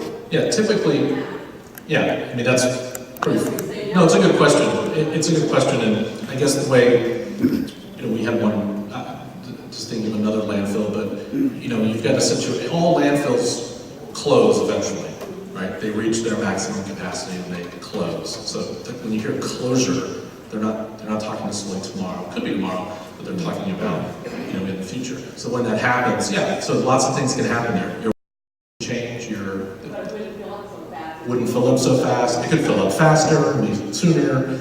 It could be slowed down. Your landfill could be made bigger. There's lots of it, which probably wouldn't happen. But the town gets to decide, some of that stuff. We didn't take Brewer's stuff or anybody else's stuff to come last. It would last longer, it would cost you more. That's how to look at it. I mean, that's why you're doing Brewer. That's what I'm getting out of the conversation is you're accepting Brewer. It could be any town, it doesn't have to be Brewer. You're accepting Brewer because it works financially. And that's a good thing. Less of your tax dollars. I know you've asked lots of questions, but I gotta ask other people. Oh wait, they got to answer your question. I have an answer to the property setback, and we apologize for not knowing that off the top of our heads, but as you can see, we have a lot of rules. So a minimum 1,000-foot setback between the solid waste boundary and the nearest residence not owned by the applicant needs to be met. And this criteria is what's called restrictive siting criteria, where a variance can be requested, and the department would need to review that. Those are today's rules. Right, these are today's rules. Right. That may not have existed back under the old rules, or those actual setback distances may have been less. The setbacks can vary over time, so she was reading today's rules. So in other words, 1,000 feet is the optimum. Right. And then variances can decrease that over time. Yes, that's one way to look at And it. variances are approved by voters? These guys. Thank you. And again, those are today's rules, so what you have to do is you have to go back to what the rule was when this thing was cited, and then the relicense was done, or back in '86, to see what that separation to property boundaries and residences were. They may differ from these. These are the rules that are in the Act today. So if this site was going to be, if this landfill was going to be cited today, these are the criteria that we have.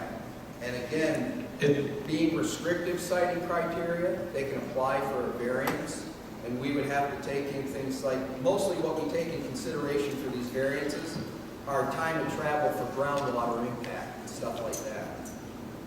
Okay. So another way to look at it is if you you permitted in this situation they talked about earlier here, it was 1,000 feet, and then there's some variance of less than that was given for the perimeter of this particular landfill in a particular direction.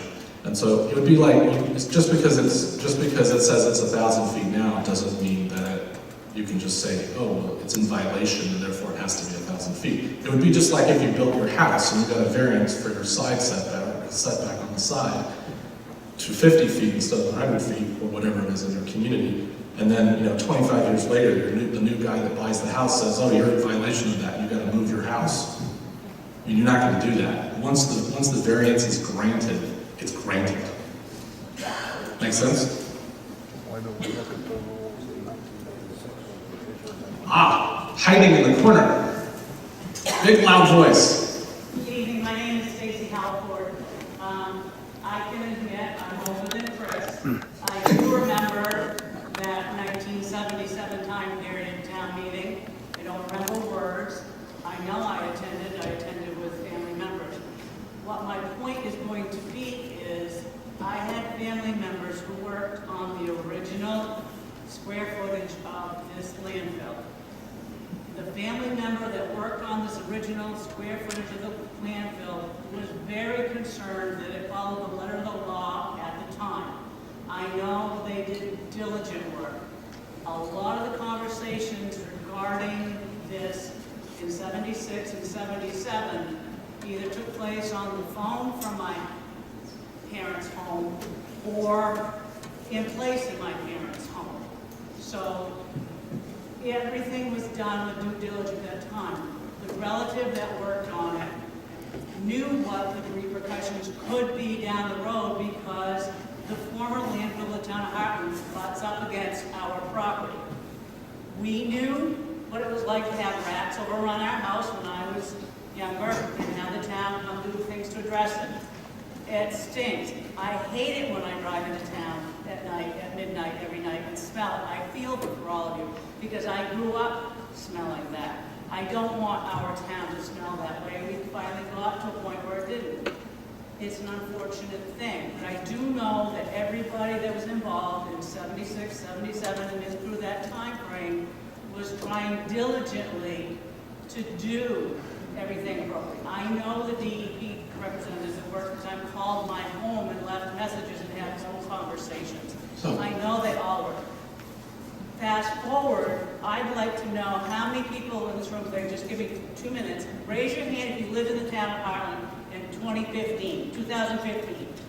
How many lived in Hartland in 2015? How many remember receiving the multi-page survey that was sent out by the town representatives and asked us to give feedback what we wanted for a direction of the town? How many people filled that survey out and sent it back? There was 10% of the town that bothered to fill that out. That's from the KB. You wait, Debbie, I didn't interrupt you. You gotta get to a question though, okay? The next thing is, how many people, that's why I said, give me 2 minutes. Well, How many you had people 2 minutes, attended that so- town meeting that we discussed taking brewer's sludge and other factors? And then, I don't like what has happened. I am telling you, I agree. I don't like the smell, I don't like the flies, I don't like those things. But this was discussed openly, honestly, and full, on a full Saturday meeting in Hartland. And I don't see too many hands raised. I know, I took a day off of work to attend because I felt it important. Well, I think that, thank you very much for your comments and questions. I think the historical perspective is probably very helpful for some, and it's great. Thank you for sharing that. And I also think that it just shows the importance of, being active in your town government and being active in your community and what's going on. It's very easy, and we all have this every day in our life, we're easy to be, to be a hindsight person, always thinking it's easy to say something. But if you're not involved in the process, that's where real change happens. And just ask your senator and legislator here about being active in government. That's really where it happens. It's hard to change things after they've already occurred. Yeah. Sean, Chris, I just had a question for you as far as the contract for Brewer. How much longer is left on that? I didn't hear that, sorry. Did you hear it? Say it one more time, sorry? The contract to accept the sludge from Brewer, how much longer is left? How long is the contract? How much more contract is left with Brewer? 3 years, he says, about. 3 years from this December.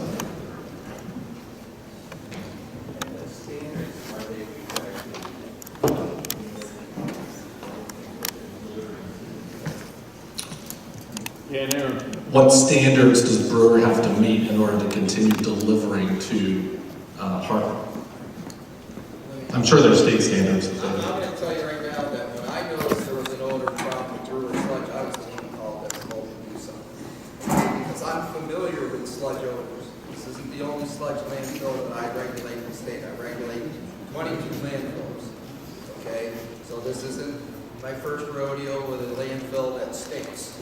I've had worse. It's just that, unfortunately, this one's got people living closer to it, okay? The whole thing is that I called them up and I asked them, I said, you guys need to do something. Otherwise, you got to find a new home. So I talked with the guy who runs the wastewater treatment plant, and he said, Luke, we'll do what we got to do. And I said, boom. And they sent me back emails that they have done 5 things to control the odors there. Okay, added an odor neutralizer, which was one of my requirements, and also do something to make it a little bit more stable by dewatering it a little better. Also getting it in here on time. Basically, that was one of my things. says you don't get that thing in here where these guys, it's closing time. Otherwise, you find a new home for it. So everything that Brewer is doing right now, I've asked them to do. And that's not my job, but I did it. And that's based upon experiences that I've had with other landfills. Sludge is very biologically active. If you take sludge and let it sit for any amount of time, just in a little pile over there, and you go up to it and go, oh gee, it doesn't smell. But you open that up, it's going to knock you in the next Tuesday. Okay? That's because it's very biologically active. So it's very important that that sludge be delivered on time. Okay? That's another thing. We're asking, put the time that that sludge is loaded in that truck and that guy gets it here. If he dilly-dallies any at all, that stuff is cooking in the back of that truck. And of course it cooks more in this type of hot weather. Okay? So those are things that we've asked them to do to try to get it here so that the odors are reduced. And this gentleman brought up a good point, in a sense on it. If you close your eyes and walked up to Hartland sludge or Brewer sludge and stuck your nose in it, you're not going to tell the difference because they both have odors. Okay? Now, again, because their sludge is coming a short distance, it doesn't get time to cook in the back of the truck and generate more of the odors that are associated with that sludge. So, well, no. Well, what happens is it's anaerobic in the landfill. Okay, you're taking the oxygen. How many people have a compost pile? Okay, so if you don't turn that compost pile for the entire summer and you go out there and turn it, what happens? It stinks because it was anaerobically digesting there. No oxygen getting to it. Sludge does the same thing. It's sitting there. As it's coming out, you've introduced oxygen into it. Now the bugs, they start to get active. They're working. They're like, hey, all right, we got a job to do. Okay? So that's when the odors start, because the odor, the gases, the hydrogen sulfide and the methanes are associated with the digestion process that the bugs are doing as they're eating the sludge, or eating what's in the sludge. So the name of the game is to get it there as quickly as you can and cover it up. The name of the game is dealing with the odors as much as you can at the facility. Getting it as dry as you can at the facility, but getting it from the facility to the end, from where it started to the disposal facility as soon as you can, and of course getting it covered as soon as you can with an adequate cover material. That's the whole name of the game. So I'm just doing a time check for all of us. It's 9 o'clock, believe it or not. I know you're having great fun. It's better watching the Yankees and the Red Sox play. I want to make sure all of you have a chance to ask at least one question. And if you've already asked a question, that's fine. And you can ask a second question or more, but I would just ask that those questions be very thoughtful. So is there anybody that I haven't called on yet that I could ask who wants to ask a question? Didn't you ask a question? No, it was me. Oh, that was you, okay. I see how it is. You pass it to your neighbor. No, but I still want to ask. That's pretty slick, everybody. Susan Ackerman, and I was just kind of thinking in my head, what if we didn't take Brewer's waste? How would that affect the wastewater budget, and where would the money have to come from if we weren't taking in another town's waste? Would that be... So were there alternatives to Brewer? Right. And if we didn't do Brewer, if you didn't bring anything in, right, what's going to happen what would that mean? with the... So I can't... Because people don't want to spend more money. God knows. Right, so obviously, we talked about this a little bit, so it's a reduction in the money that's coming into the town, right? So where would that money come from? Right, well, your pocket. Either your pocket or you get to get a new customer. But as it was explained earlier, the reason why you need it is to create the proper mix. I just wanted verification, thank you. Yeah. Good question. Who else? You already asked one, you gotta wait. I will, I'll wait.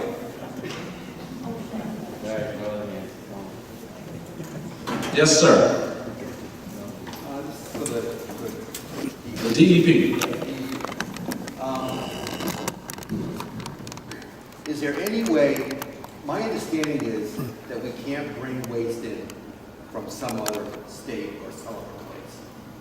Is there any way to verify that the sludge coming from Brewer is actually coming from Brewer, and it's not coming from someplace else, landing in Brewer, and then coming into our landfill? Yeah, From what I hear, So did you hear that? Yeah. I'm not finished with my question. From what I hear, there wasn't a problem for a long time with the odor. And the odor started about the same time that we started taking Brewer. And this is from what I'm hearing. I've only moved here, say, 4 months ago. You know, I can't. And is there a way to check to find out what's being dumped in the landfill? Does anybody look at a bill of lading or some sort of paper that says this was produced in the Brewer, it consists of X, Y, Z, and... Yep. So before you answer, did you hear that over here? Okay, great. All right, what he asked is there a way, does the state have a way to check where waste is coming from? And that answer to that is yes. There is an actual chapter in the solid waste regulations, chapter 411, which is the non-hazardous waste transporters regulation, which sludge is required to be manifested. So in other words, a manifest has to accompany each shipment, just like if you know hazardous waste regulations, that's from cradle to grave. It's almost similar with this manifesting of sludge. So it's sludge is something that has to be manifested under a category C manifest. And then construction demolition debris, special waste, and tires are under a category A manifest.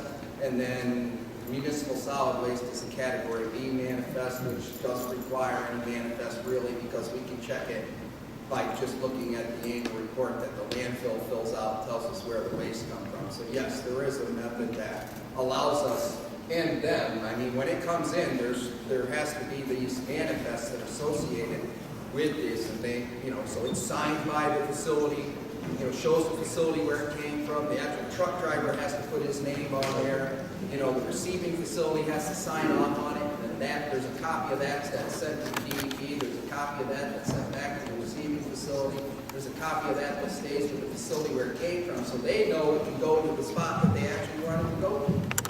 Right. Thank you. Just a quick follow-up. Very quick. Well, I wanted to address something before you asked the follow-up. So I also just wanted to mention that, I think you mentioned something about, or a couple of people mentioned that, you think that the brewer, in your mind, you believe that maybe brewer is... Not my mind, from what... Okay. Fair enough. So, I'm hearing it too. So I'm getting the sense that the community feels that because brewer's waste is here, that could potentially be part of the problem as to why the odors increase. And I think I would just say there's a lot of other things that have happened that could cause the odors to be released into the environment, and the slumping issue and things like that they presented earlier. So I think I would refrain from pointing the finger at brewer. That's what I would say. We've heard brewer come up several times tonight. But really my question was, and I get the manifest part, but is it possible for waste to come from someplace else that isn't allowed in the state, but it touches the ground, and then it could end up getting transferred from I think what he's saying is it's very carefully manifested, meaning it's carefully tracked. Yeah. Fair enough. All waste in the state of Maine is tracked through these manifests. Everybody who hauls waste in the state of Maine has to be permitted. Not only, their trucks have to be permitted, so. Is anybody a waste hauler here in this room? The reason I know is I ran the program when I was in Augusta way back, and Andy, I was 26 of them. But anyhow, thanks for saying I was 10. But anyhow, I ran that program when I was in Augusta in 1992, so I know the program very well. All waste is tracked in the state of Maine. Matter of fact, the two legislatures back there, the senator and the legislature, they would know that there have been strict regulations put in place to keep out-of-state waste from coming into the state of Maine, especially things like MSW and stuff, unless it is going to, like, an incinerator. Okay, an incinerator can take out-of-state waste, and there are certain processing facilities that can take out-of-state waste. All right, and there is certain waste that can come from out-of-state, but nothing like sludge. Sludge is definitely, checked and made sure that You know, wherever it originated from, that's where it originated from. It's hard to slip sludge from Massachusetts into Brewer's, you know, wastewater treatment plant. That's not going to happen. I also want to go back real quick to this thing about the odors are from brewer sludge. I think what has happened is most people kind of have in the back of their mind this recollection or remembrance of what the people in the town of Plymouth went with soil prep, which soil prep was a facility that took wastewater treatment plant sludge and composted it. And Brewer was actually one of the facilities that went into that plant. So I think what is happening is when people started hearing that, oh, we're taking Brewer sludge, that the odors that were associated with the soil prep plant came with the Brewer sludge. And I'm going to tell you right now, that's not the case. As I told him and I said earlier, I have gone and walked up to both of those sludges and have smelled both of those sludges. And on certain days, their sludge can smell worse than the Brewer sludge. It just doesn't matter. It's what the component is to the sludge. Okay, so it's not, there's no difference between Brewer sludge, Portland sludge, other than maybe what the industrial impacts are in there. Okay? Right. Sludge stinks. Okay? Sludge from a paper mill in Madawaska stinks worse than this stuff. No. Sludge from a paper mill somewhere else smells just as bad, especially if it's been underground for 20 years. And that's where these smells, these nasty odors originated when they dug into the landfill to do this relocation process, because all that stuff sat under there decomposing anaerobically, no oxygen. As soon as that oxygen hit it, it's like I said, the bugs woke up and the odors come with it. So the majority of the odors came from that relocation project. That had to happen because the waste was sliding. And when that waste was moved, what we saw, that sludge turned into a layer of clay like this. And it was wet. You can't put anything on it. So if you want these guys to be operating in a safe, you know, last week I saw a guy at a piece of equipment, 30 feet, it slid down sludge because it was compacted as it was in that landfill. And I've seen failures. So what was going on underneath was actually what had happened from years and years ago. You open the landfill up, the oxygen backs in, everything weighs back up, the odors come back. Now what they're fighting is the fact of, it's not the new sludge coming in. The new sludge is going to have the odors. It's what's going on underneath that is producing the odors. And that is hard to really get a handle on, because you're fighting somewhat of a living, breathing animal that wants to, just like a cow, it's got to pass gas, just like, and it breathes in, eats. A landfill is very similar to it. It produces the same gases. So, you have to think of it as this thing that's actually living, breathing, emitting things, leachate, gases, those types of things. So you can't just sit there and go, well, that's the solution to the problem, or let's do this and that's the solution to the problem, because all these landfills are different, and the ways to deal with them are very different. First thing you have to get a handle on is what's going on, how do we fix it, and then how do we fix that problem. That's the process we're going through right now. So I think that's really great perspective, Luke. Thank you for sharing that. You have to come, so I'll come back to you. Go ahead.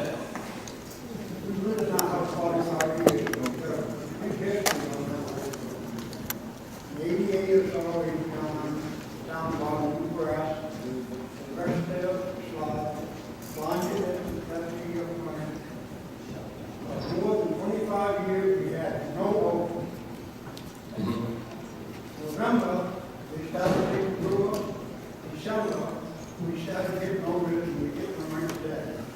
It's not my imagination. Yeah. Okay. Good comment.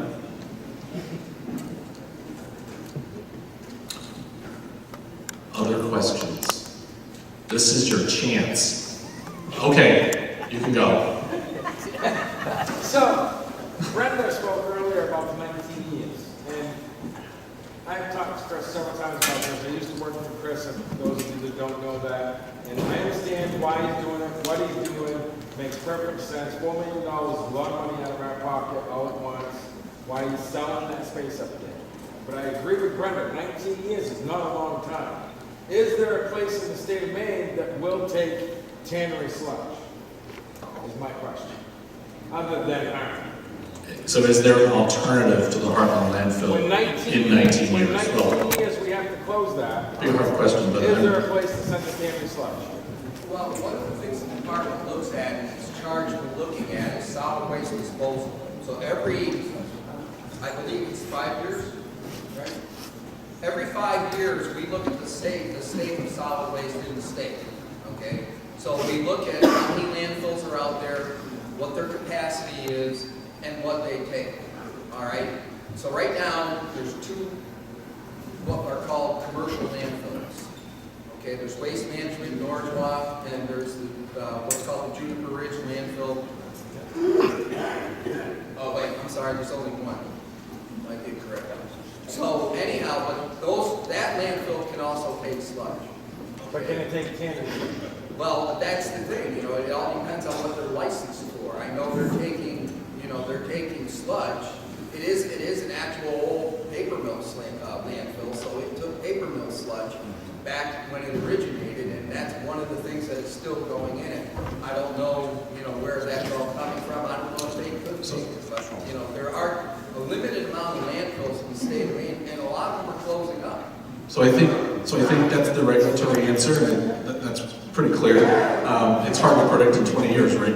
But it's a good perspective. The other perspective that you should think about as a community is that there's an economic impact, right? If you have your business that's generating the sludge, it's going to cost them more money to get rid of it outside of Hartland. So that'll be that could have an significant economic impact on the community. So that's the other.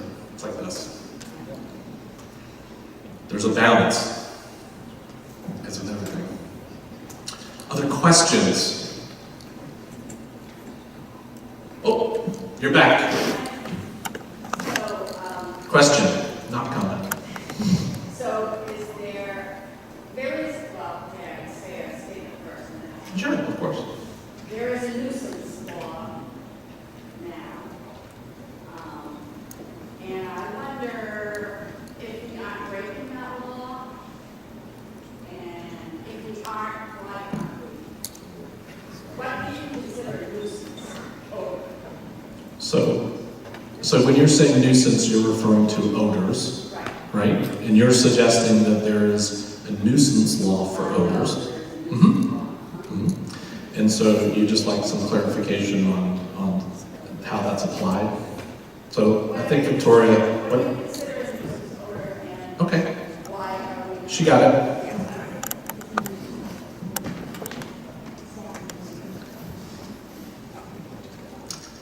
So the way the solid waste rules are written is that a landfill cannot cause nuisance odor, and where that standard applies is beyond the property boundary, essentially. Nuisance odor is not defined in the rule, and as you can imagine, that's subjective. So what we're trying to do here is with the establishment of this hydrogen sulfide monitor is to be able to get some quantitative data so that we can be able to determine what is a nuisance.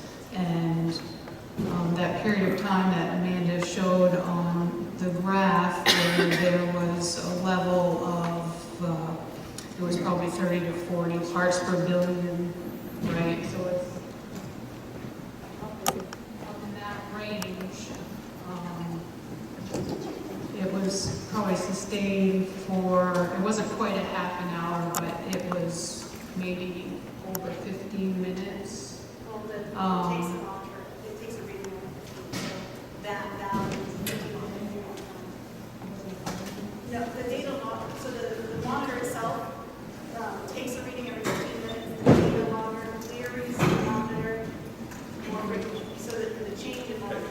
So those kind of levels, if that was probably sustained over half an hour, I would say that could be a nuisance, yes.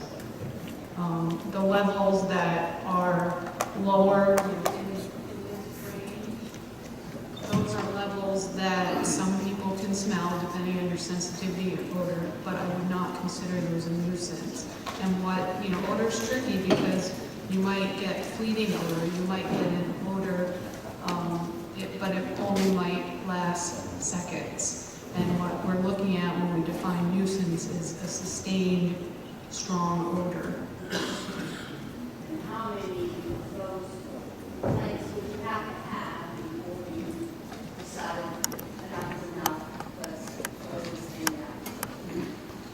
What we need to do, what the department tries to do, is to verify odor observations. So the complaints that we receive from the public and the town visits as well, we try to have either the town go out or Lou will go out to the site, try to verify that. That's often difficult because we're in a different location. It's easier for the town to send someone out to try to verify. We talk to the town and we ask them what they've been doing in terms of operations at the time of the complaint. So if there's a particular waste material that they've been placing, we note that. So we do know that when we get a complaint, if brewer sludge is being placed or if the Hartland sludge is being placed, and so we can match that operations. Quite honestly, we're perplexed by the odor complaints that we've been receiving over the weekend hours when operations are not ongoing. And that's where the monitor is helpful. And so that data, has been helpful in terms of verifying odor observations. And we hope to continue with that. Wouldn't it be feasible that there would be odors on the weekend if you didn't cover it properly? So you take the odor in the first place? Not for this topic. Yeah, if it wasn't covered, yes, but it was covered in this topic. Well, I think the way to look at it is that, in addition to what Victoria said, I think it's a correlation exercise. So it's not all about just calls. If I lived in town, I'd be happy that there's data being collected to actually quantify some of the odors that are going on. And clearly there are some odors going on, right? You can see it right here on this chart. So the question is, how do you correlate all that together to create a story? And so, your community has brought that up, your group has brought that up, and I think the response is that the community has responded, the DEP has responded, the community's responded, the town has responded, and I think people are doing what they can, and I would suggest that it's probably, not quite long enough, data only started in August, so, or at least on that, how long has the data been going on? That's it? Yeah, that's what. Okay. So, by December or whatever, there'll be a whole lot more data to look at, and there'll be patterns that can be, and that's really where your questions and concerns are really valid. So I think it's just, is it a nuisance or not? I think the answer is they don't know yet, right? You think it is because you live next door. I'm guessing you live next door. You know it is. Oh, you know it is, right? But there's other processes that have to come together before, to try and make sure the operational side, see what's going on, as they were just trying to respond. Testing for hydrogen sulfide, right? Could there be other things in the smell that you're not testing for? Oh, lots of things can make things smell. Holy moly. I'm just trying to. See my teenage son's bedroom. Holy man. That's a nuisance complaint right there. Yeah. All right, we've got time for maybe a couple more. I sense the room is cooling down, so it's 9:20. So just a couple more. All right, I think you addressed it once, but my question is, wouldn't it smell worse if it's hot, really hot? Because we used to drive through Rome and that time it smells awful. And when it's really, really hot, it's like the street smell. So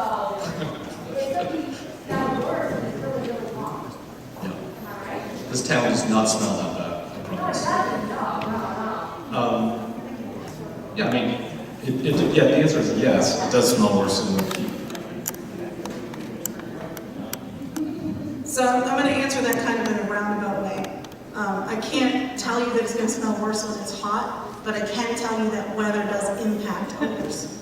So there are also conditions in the wintertime when you have very still, calm, cold mornings where you look outside and your chimney smoke is traveling this way and it's keeping all of those odors down. That may also be a time when you can experience odors. So it may not just be because it's hot, but certainly weather impacts odors at the site. And that's one of the reasons why we're trying to establish a little bit more data. We're approaching that change in season. It will be nice to see if that does impact what we've got going on at the site. Okay. Okay. Somebody here had a question. You had a question right in front. Are you collecting the wind speed and direction? We are comparing that to wind speed and direction. We're also looking at barometric pressure because that can affect emissions from the landfill. So we are looking at all of that. I just haven't pulled it all together into a chart. Absolutely. Yep, good question. So the meteorological information is also being collected, it's just not shown. Yes, sir, a new face. I love it. There's been a couple of comments made about closing the landfill. Yep.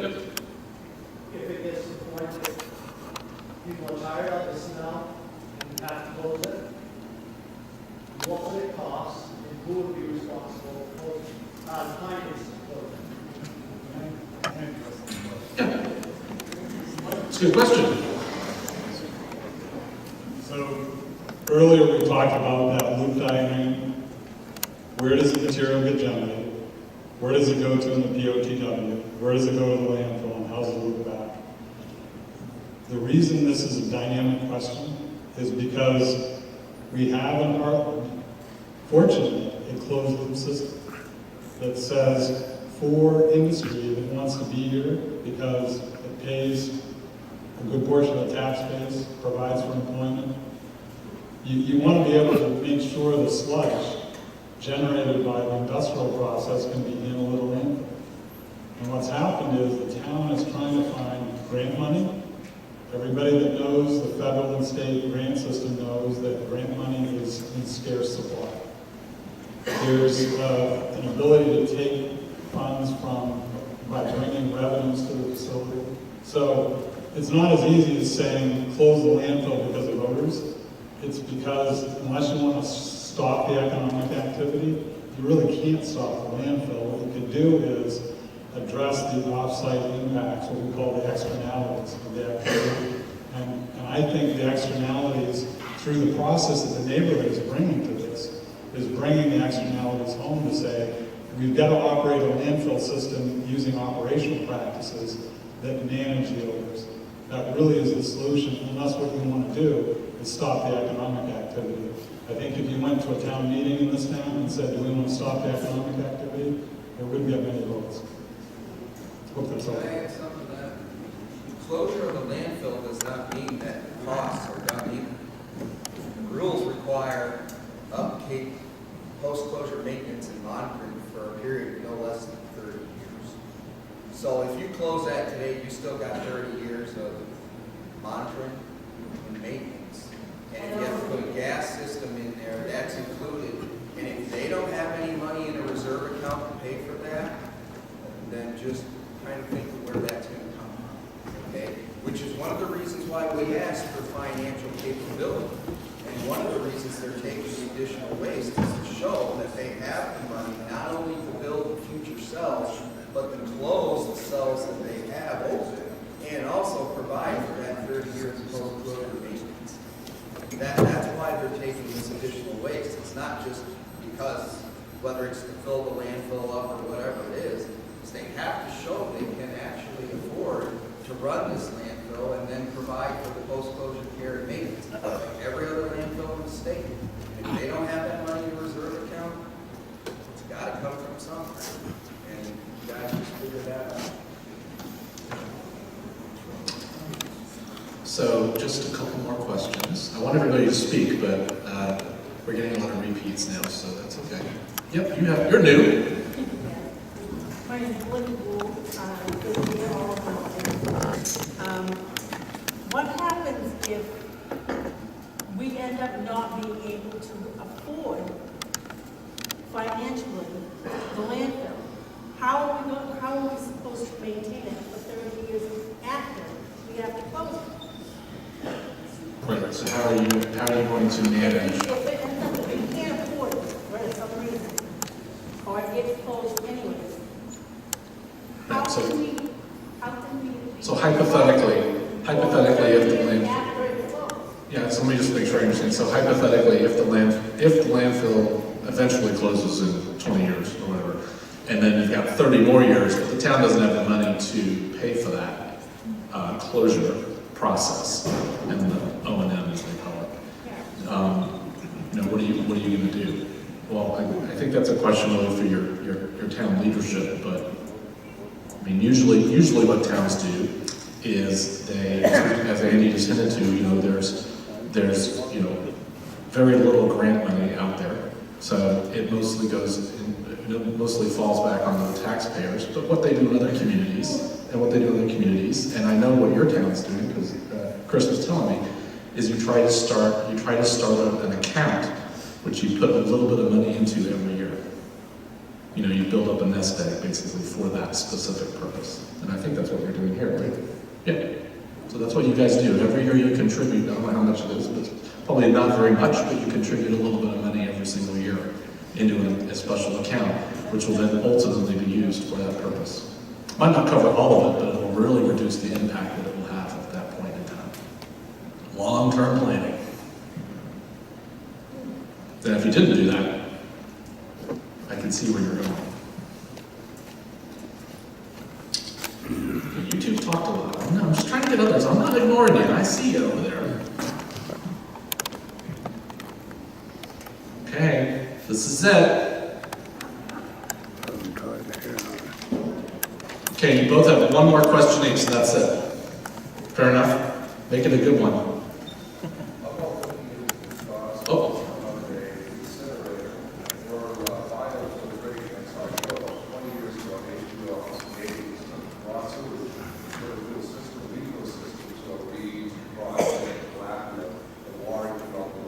Okay. So what about other technologies for treatment, right? Or rather than just landfilling it, can't you do something else? So that at the end of this 19 years, there's not much sewage left in this place. Disposal is wrong, and so there's more stuff into the Yep, I understand. So I think are there other processes that the town should be looking at that perhaps could be in lieu of landfilling? And I don't know the answer to that myself, but I think, and I don't think anybody here would really know that answer how it applies here, but I think what you should do, and it's a great question to maybe do a little research on, and maybe your community can come together and talk about that. But it's a good question, because that could be an alternative. And so, my favorite guest in the front row, in the red pants. So we're kind of down to, I think this,